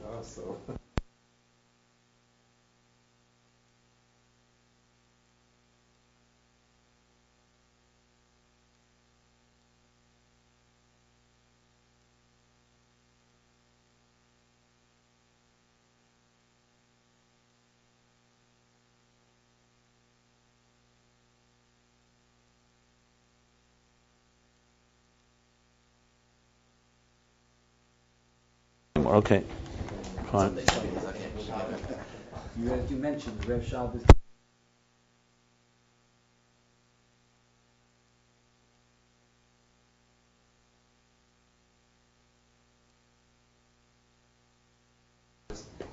This rabbi was a shliach was overheard was in Idaho at the Sun Valley Media Meeting that Allen Company does. He was there, and it turns out that who walks in, Sergey Brin and the other guy, Larry Page from Google, and he's at the table at a restaurant. He's sitting next to them, and he hears these two big investment bankers from Allen Company who sponsored the whole thing. But they're 60-year-old guys, but they're very billions of dollar kind of guys, but they're 60 years old. So they go up to him and they start talking to him. I heard you're Google's doing something. This was like 10 years ago. Doing things, and so he starts speaking to him, And he says to him, he looks to him, and he says, you guys don't get the whole thing. He just walked away from him. Because they weren't talking. They were talking in investment banking terms and I understand. Of the 20s, and these guys are in the 20s and 18s. Yeah, perfectly clear. Tectonic shift. I get that, but I think in this case, I honestly believe. Look. I speak to people all the time. I teach. I speak to people whose paradigms are very different than where I grew up. They don't believe in absolute things. Torah for sure is not their standard. The idea of a God that told us what to do is not, and not because I'm not talking about for good or bad intentions. It's their state of mind. And yet I'm able to get through to them because I reach to them in other areas where there is commonality. I talk to them about their emotional lives, their personal lives, the things they aspire to. And I don't let religion and Judaism be a block between us. That's the key thing. To find the doors. And through those doors, then I could say, I want to tell you something, and then say, happens to be the lesson from Jacob and Laban and Lavan. No problem. I do this. I'm good at this, making it relevant and so on. And then once they're dead, then they have no problem me saying it says in the parsha now because they see where it's coming from. Coming in under the radar. Under the radar. Yeah, coming in under the radar. No. Now I have more. Stealth bombers. Okay, personally. Mashiach stealth bombers, Rabbi David. No, but you see something. I don't really, something. And you'll see now what I'm going to say something which is going to be a little harsh. I don't find I have the same ability to do with frum Jews the same thing. There's no, you know why? Because precisely, you think what I do there is under the radar. And what I do there is actually reality. Because to me, religious words and Torah is a crutch that makes you comfortable. And with them, I don't use crutches. I speak reality. I speak life. But you call that under the radar. Coming in under the radar. No, I understand, but I'm saying, I know exactly what you said. But because you see that as being like, okay, so he has to package it. But the truth is what it says in the Torah. No, maybe that's the truth. And the Torah is code language that you're just using as a crutch to make yourself comfortable because you grew up with it. Instead of... You mean a kli rather than the or. Exactly. And the or is there because we're talking about real life. Talking about family, talking about that. The real Torah, Lashon Hara, is much more there. Here, it's more Torah, what Rashi says, and the commentary is more the technical that we are so used to. I find it far more difficult to do this with frum Jews for one reason. Number one is because when I do speak emotional and personal things, they're uncomfortable. Frum Jews don't like to speak openly like that. They don't talk about personal things. So they want me to talk Torah. Okay, they'll say, let's talk Torah. So you start talking Torah, so then we're back to the crutches. And we're hiding behind that. And when you speak humanly, on a human level, not everybody...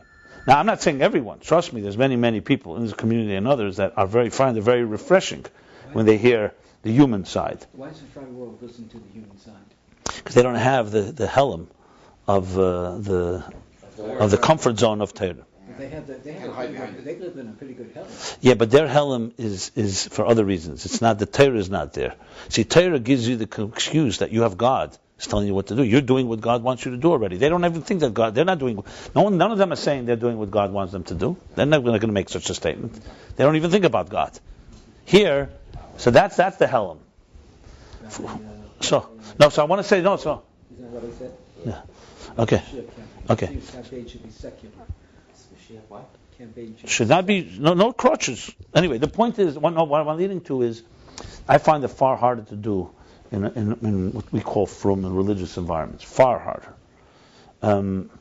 With Lubavitchers, it's interesting. I tried it in Borough Park with the very Chassidish groups, and I challenge them directly. I say to them, "You're mechanical." Because I do it intentionally for shock treatment, and also I want to see if anybody there has ever even thought about it. Anyway, so that's what I do. So I do that a lot. Anyway, the point of the matter. Now. In this community here, in Crown Heights, Mashiach is definitely very, very difficult to talk about. Because here is a weird paradox going on. Everybody heard the Rebbe and everybody thinks about it. Some people are very passionate and want to do something. But the trap of how they see Mashiach is even deeper. In a way, a Borough Park crowd is not the frum crowd relative to Lubavitch when it comes to Mashiach. And the Lubavitcher crowd is more like the frum crowd comes to religion compared to the secular crowd. You understand what I'm saying? Because the trap of the words and years of just letting it harden into a crust is and the politics that people don't even acknowledge are part of it, makes it very, very difficult. It's the gal rather than the tzeva. Deep gal, right? It's the hard So like when you say to somebody, okay, let's learn Chassidus, and Chassidus makes you more keli telekus, and when you're more lekus, you're more Mashiachdik. So then right away, I'll tell you what the usual knee-jerk reaction is. Oh, that's what they always said. We always learn Chassidus. So what was the Chiddush? That's the response. When I hear that, like my heart wants to sink. So first of all, even if that's what they always said, so what? Since when? Because you're saying something that was always said. Well, you need to have a novelty. What do you need? Some type of gimmick? Yeah, that's what Mashiach told the Baal Shem Tov, and the Rabbeim never changed that. So what's so big? So what? And and Mashiach said to the Baal Shem Tov, that was a chiddush. You could also say, it always said that we'll learn Torah and we'll do mitzvahs. Mashiach is going to come. Well, so number one, I'm not disturbed that it was said. So what was it said? It was said, but it didn't penetrate, and proof is Gul is not here.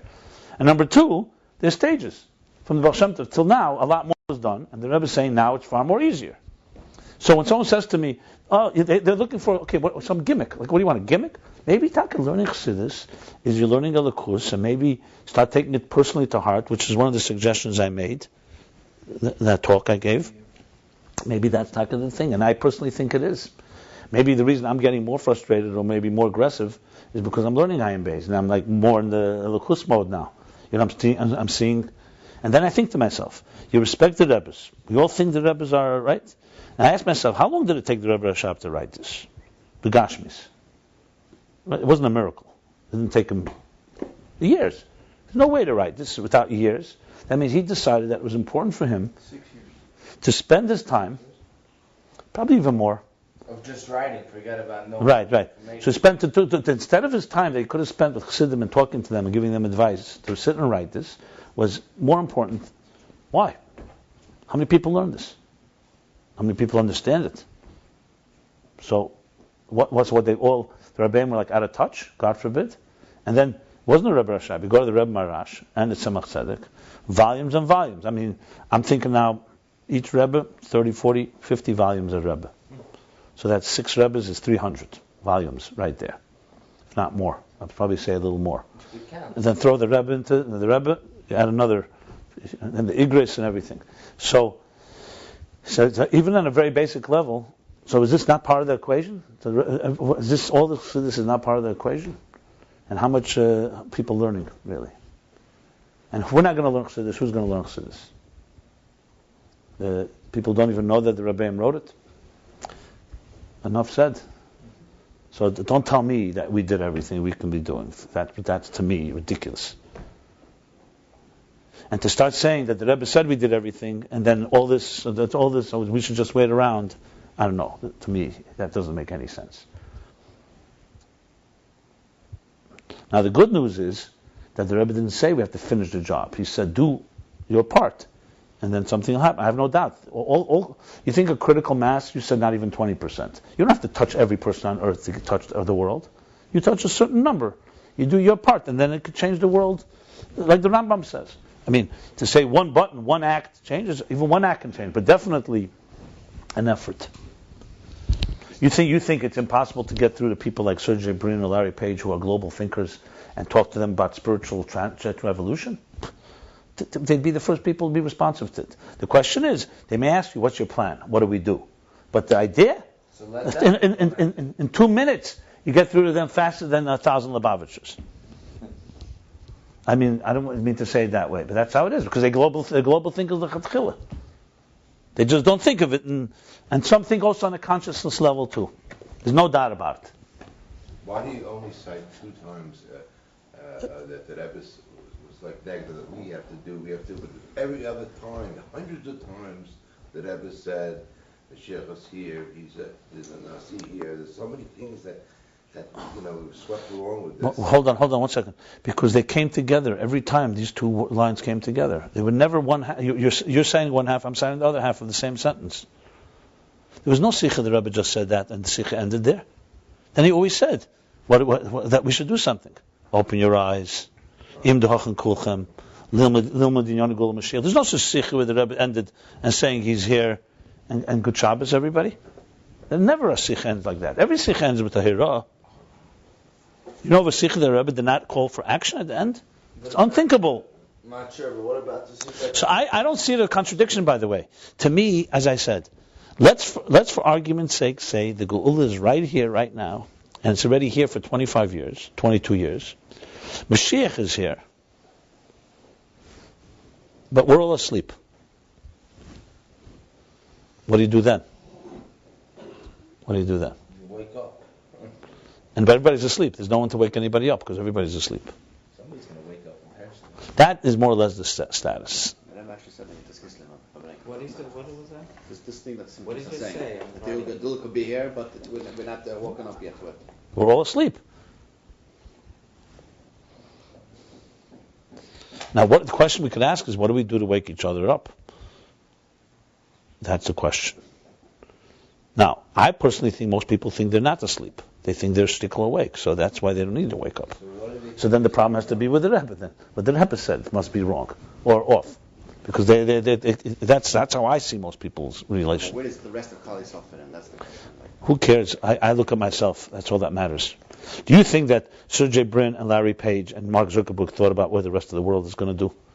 No, they knew what they had to do, and they had the competitive edge. As a matter of fact, they wanted to be there before the rest of the world were there. From my point of view, I'd rather be on the leadership here than be Where do they fit in?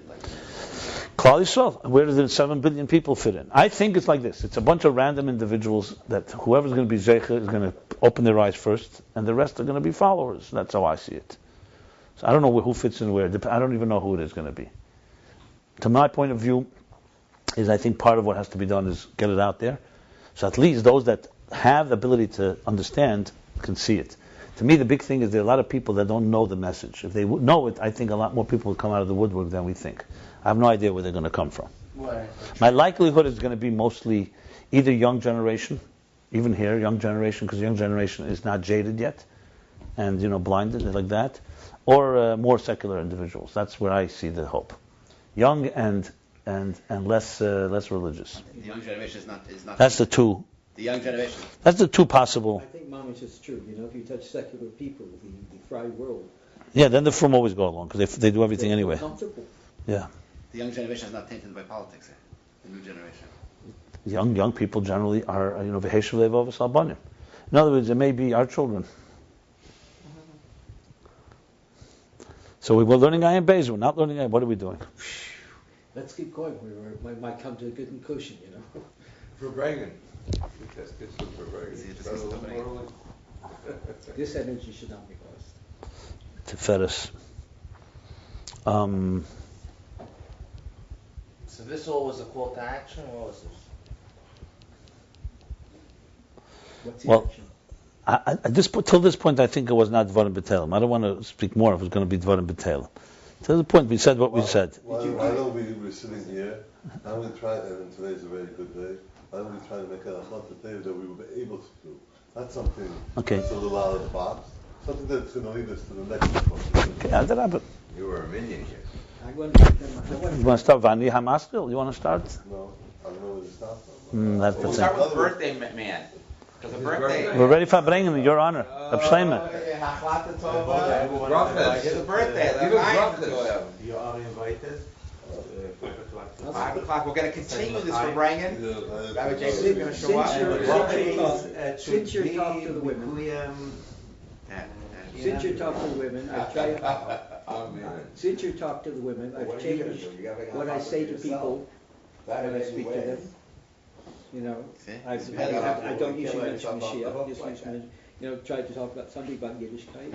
And since I've spoken with the couple women, I've tried to talk to people more with the idea of the importance of Mashiach, but only in a mamish secular way, not the religious way. Mashiach comes, there'll be a better role. We should try to do something good.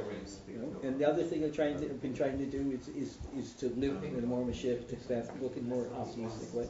And I haven't gotten any farther than that. But since you spoke, I hear you. I'm taking it very seriously. I took Good. it very seriously. I don't know how to, family idea, pick a day or something. Well, it's good to hear. I'm glad. But I'm trying to. I have heard many people feedback on that. And it's online. You can hear it. It's audio online. Yeah? It's online. Send the link. Yeah. go to, where did I find it? YouTube? I don't know, I sent you a link. Yeah, send the link. Well, I'll say the following. Look, the frustration is sometimes like this. We have the luxury to sit around the table and feel like it's like, another like Sunday morning, relaxed, and so on. The thing is like this. My feeling every second around the Rebbe was like we were in the middle of a war.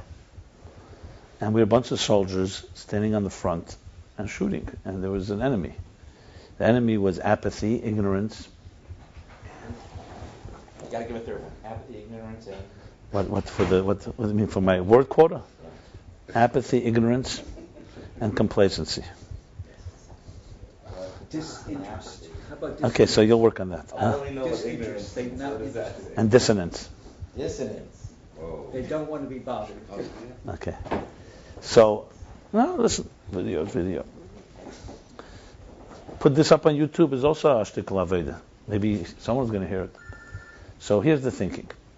So this was the battle all the time. And I remember reading a letter from the Rebbe to someone. It's a long story, but to a woman, a mother, Chassidish woman, who was opposed to her children going on shlichus. It's a letter in Tafshin Tazayin, 1955. And the Rebbe wrote to her one line that I'll never forget. The Rebbe wrote to her that when your children who want to go on shlichus told me that you were opposed to it, because she wanted them to live by her, I was thinking to myself, how could you build an army where the soldiers have to ask their mother whether to go fight in the morning? Not bad, right? Okay. Since then, I never asked my mother anything, or my father. What I mean by that is, I start seeing myself, okay, we're on the front here, and there is a battle. The war is on every second. And I start looking around, who are the people fighting near me? Who are my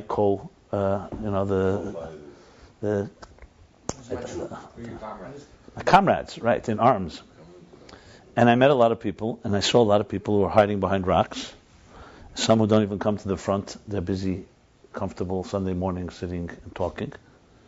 And I said to myself, am I going to go fight? These are not people I want to fight a war with. They're not on my team. Because all they do is weaken me. They make me feel like there's no reason to fight, or there's that. So until you have a few people that are on that type of same wavelength, you don't really have like-minded people. And really, this turned me into really being much more a loner, to be honest.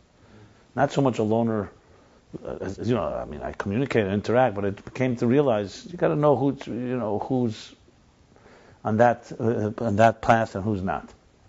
Now, I'm not saying this to toot my horn. Trust me, I've got my own challenges. It's not like that. But this I do know, however. Unless you have that compelling sense of urgency, you're not in the war. You're just a bystander. You're an observer. An observant Jew. Observing. An observant Jew. Okay. So, and... Velvet green. So, and let's put it this way. So when it comes to Mashiach, for sure that's the case. It's a war, my friends. And the Rebbe would say many times, there's no plateau. You're either going up or you're going down. Life is a mountain. There's no in-between. So I always say to myself, and I say this in many classes of mine, I say, are you part of the problem or are you part of the solution? So I remember years ago someone saying, undecided. Someone raised their hand. So I said, that's part of the problem. That's not the solution. So you're either part of the solution, you're part of the problem, and if you're undecided, you're part of the problem. For now, until you change, until you become like the guy that said, I used to think I'm indecisive, now I'm not so sure. That. So now I personally think that every chassid who saw the Rebbe, who knows about the Rebbe, who's touched by the Rebbe, is potentially a soldier. And many of them are in many ways. But we all very easily can go into comfort zones. Now, if the Rebbe had not given Mashiach that final, like he gave it to us as our final mission, so to speak, then there'd be much more excuse to be, more relaxed as things go. But that final mission the Rebbe threw in a monkey wrench that anyone that's really listening to the Rebbe cannot be quiet. It's a war. The war is not till it's over. If you just take the Rebbe's word that everything I did is for naught because Mashiach didn't come, that's right there is a war. Just to prove the Rebbe wrong should be enough to keep you going till the rest of your life. What do Chassidim do for Rebbes, you know? Why do you use the term war? I mean, I thought the Berudim are over, and also... Did you hear the enemy? But you heard the enemy I chose?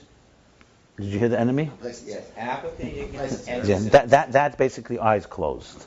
The enemy is eyes closed. Those three things close your eyes big time.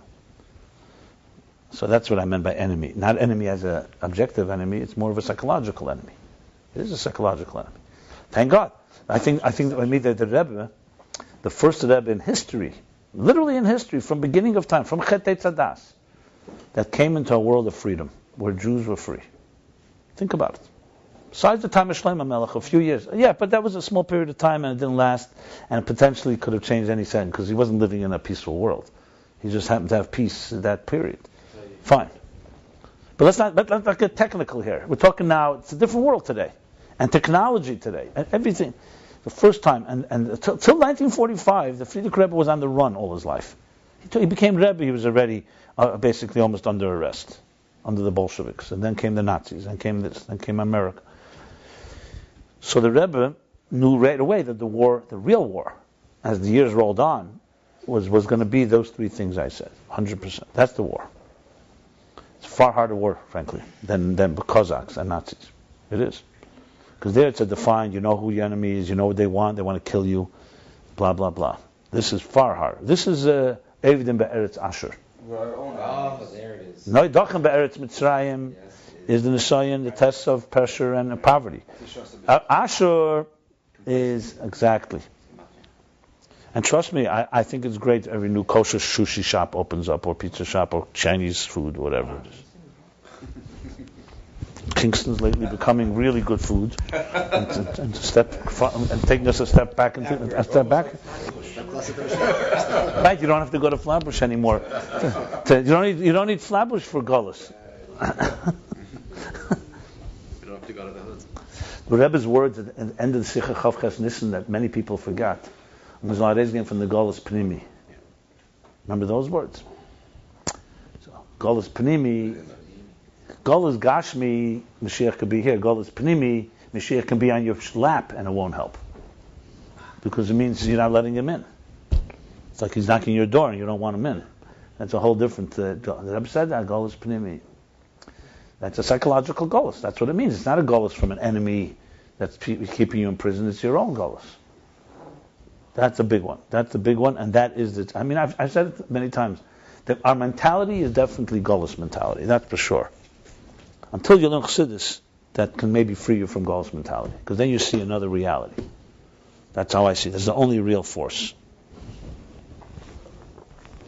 Yeah, but you have another reality, and then you stub your toe, you get a toothache, and it overwhelms all that other reality. Okay, so that's why we have doctors like you. To get rid of the toothaches. Align the spine, the backbone, in the right way. What about the... I just thought of something. I was wondering this morning. I was reading the Torah Shalom, the Yutas Kislev Sikha of 100 years ago. Very interesting. The Rebbe Friedrich Rashab speaks Beremes, but he speaks about the big clip of sexuality. He speaks about it, and he says the answer to it. He says the sexuality. He doesn't say those words. He uses different lashonos. Pekam habris chutz kiyetz bezeh. And he says that the tikkun for it, because it's a pagam in etzem and not in giluyim, the tikkun has to be etzem and not giluyim. That's what he says. And that's chassidus. Because nigla the Torah cannot fight an atzmiz dika klipa. He can only fight giluyim dika things. More revelation, less revelation. That's what he says. And it's very, very cryptic. And the Rebbe has a footnote. I saw they have a footnote of the Rebbe's letter where he says that's Kinida. It seems like this sikha was not completely, the Hanocha was not complete. But now I read it and I realize the power. And that's what he speaks about the Alter Rebbe. The Alter Rebbe was an Atzmi. Chassidus can only come from an Atzmi. Because you have to fight the klippos of Atzmi.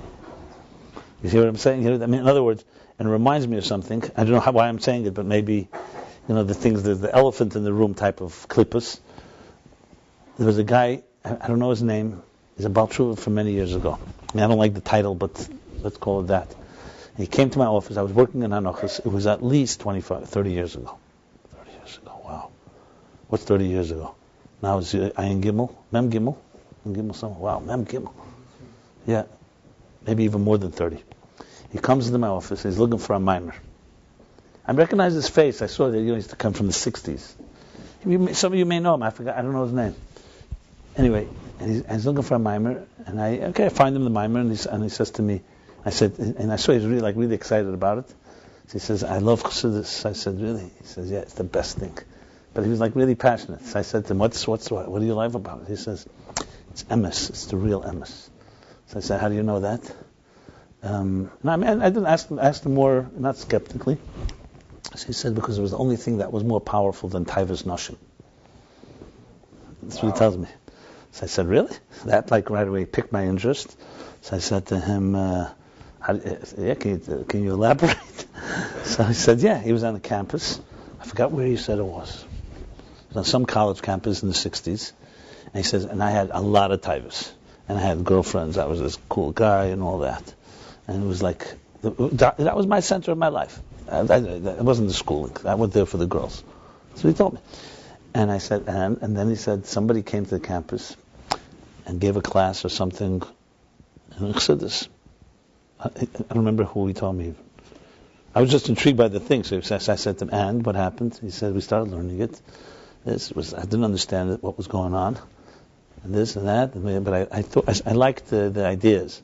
So I came back a second time. And he said, and that started speaking to me, and it weakened my types. In Gashmis, I became less crazy. And slowly it changed my life.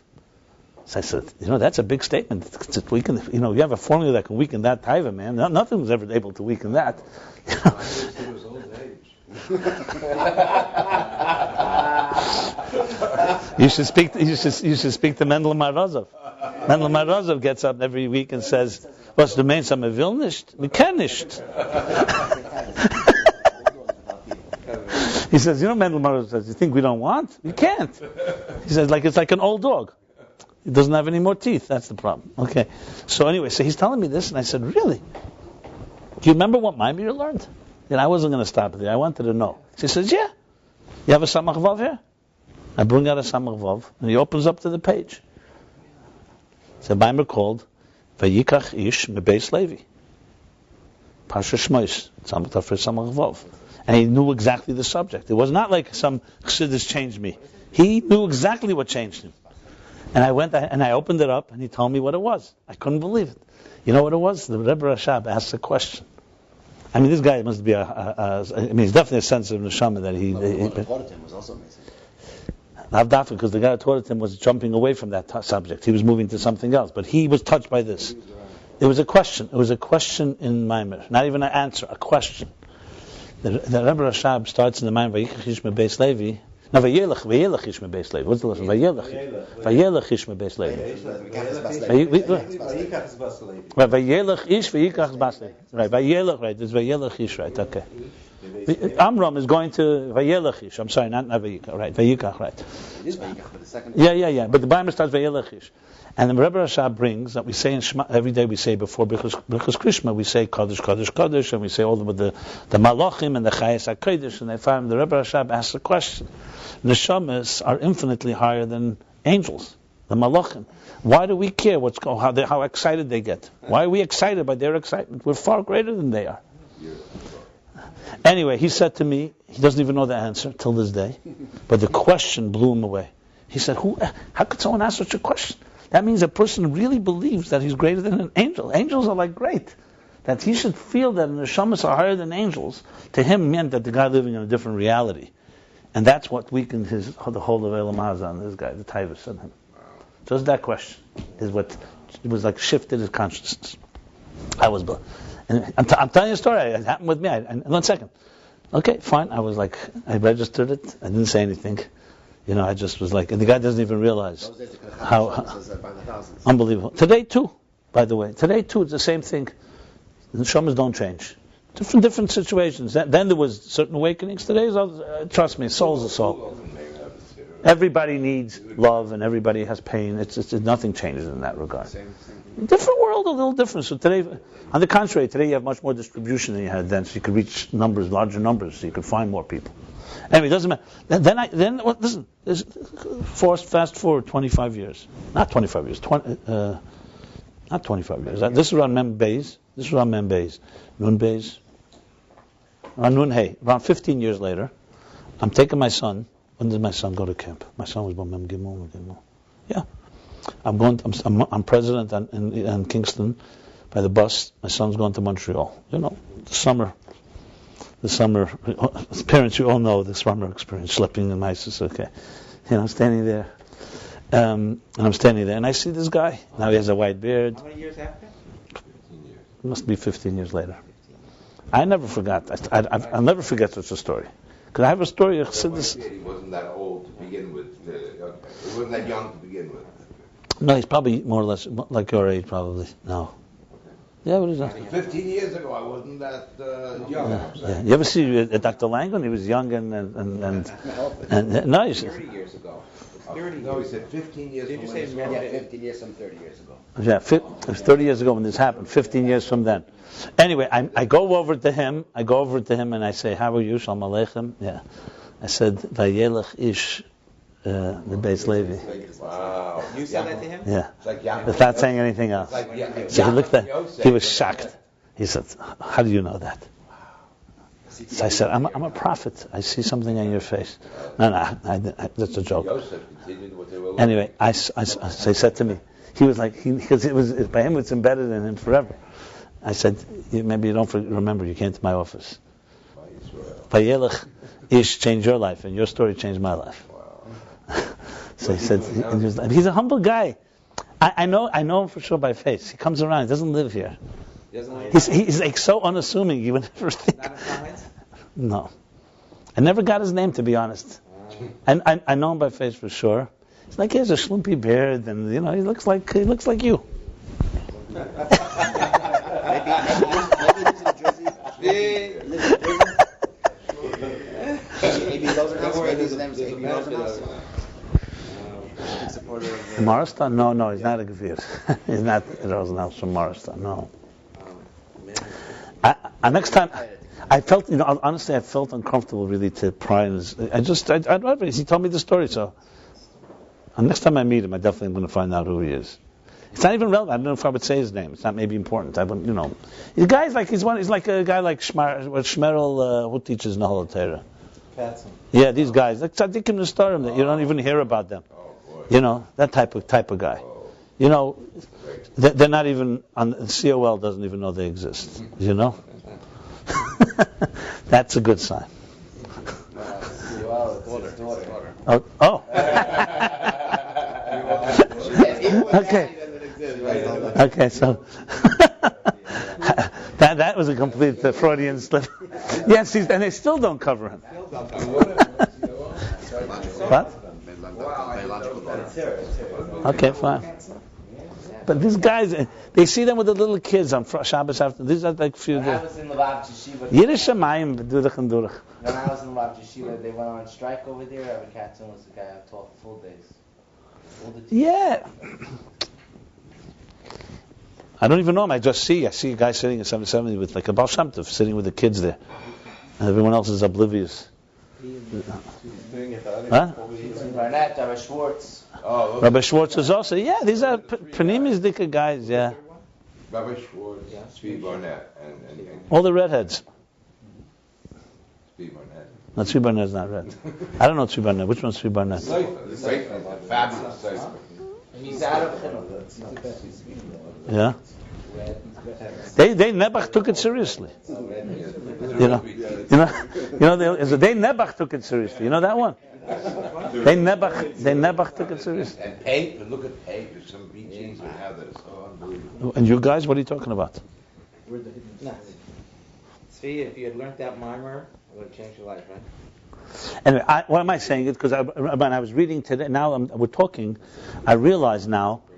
Yeah. So I realize now when the Rebbe Rashab says that you need atzmi. He talks about the Alter Rebbe as an atzmi. So he wasn't just a brilliant teacher and give you more giloyim. And atzmi breaks through things that nothing else can break through.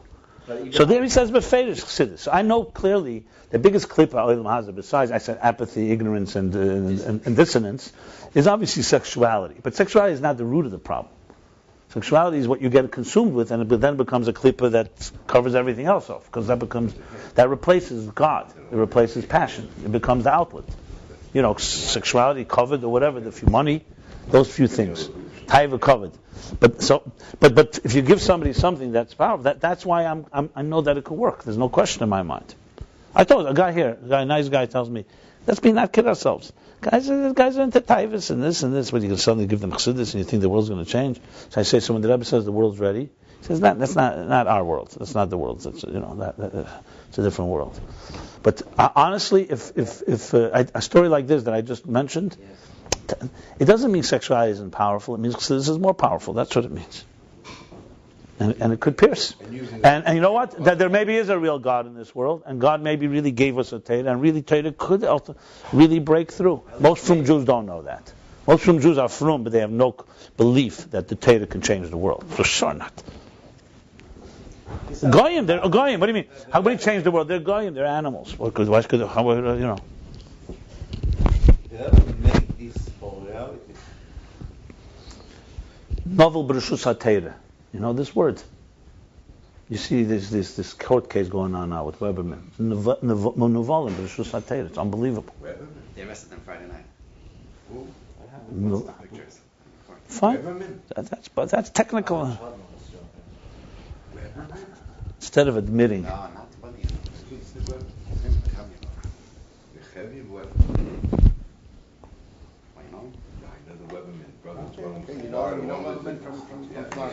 Don't be shocked about anybody being caught in this. Trust me. So don't get your shock. It's a big fight.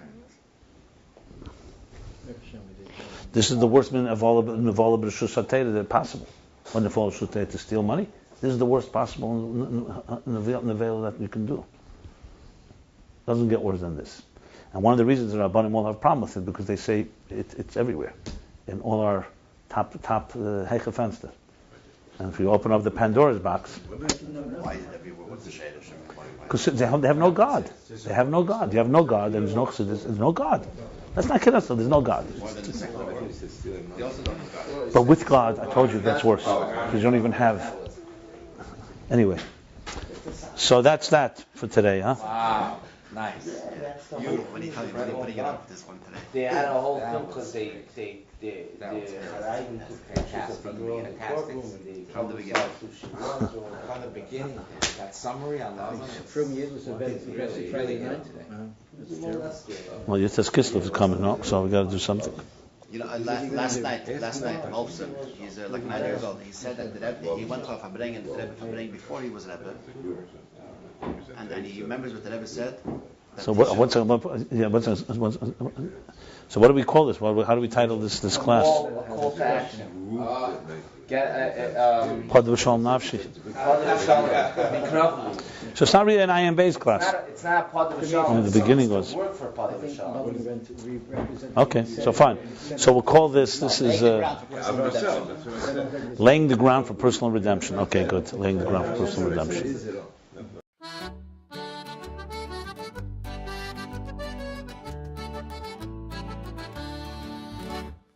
Scattamo stanotti, viri come balla, sutta e fanali chi si scidica.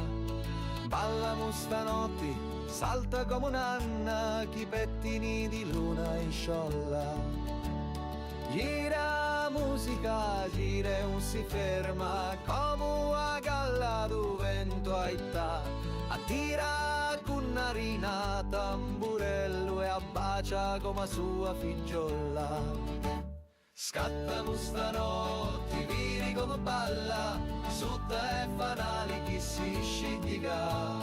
Ballamo stanotti, salta come un'anna, chi pettini di luna in sciolla.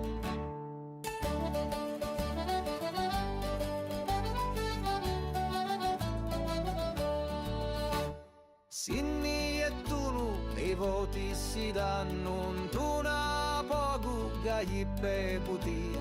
Sinda fettunu, i cappotti russi e si ricordano da notti buona.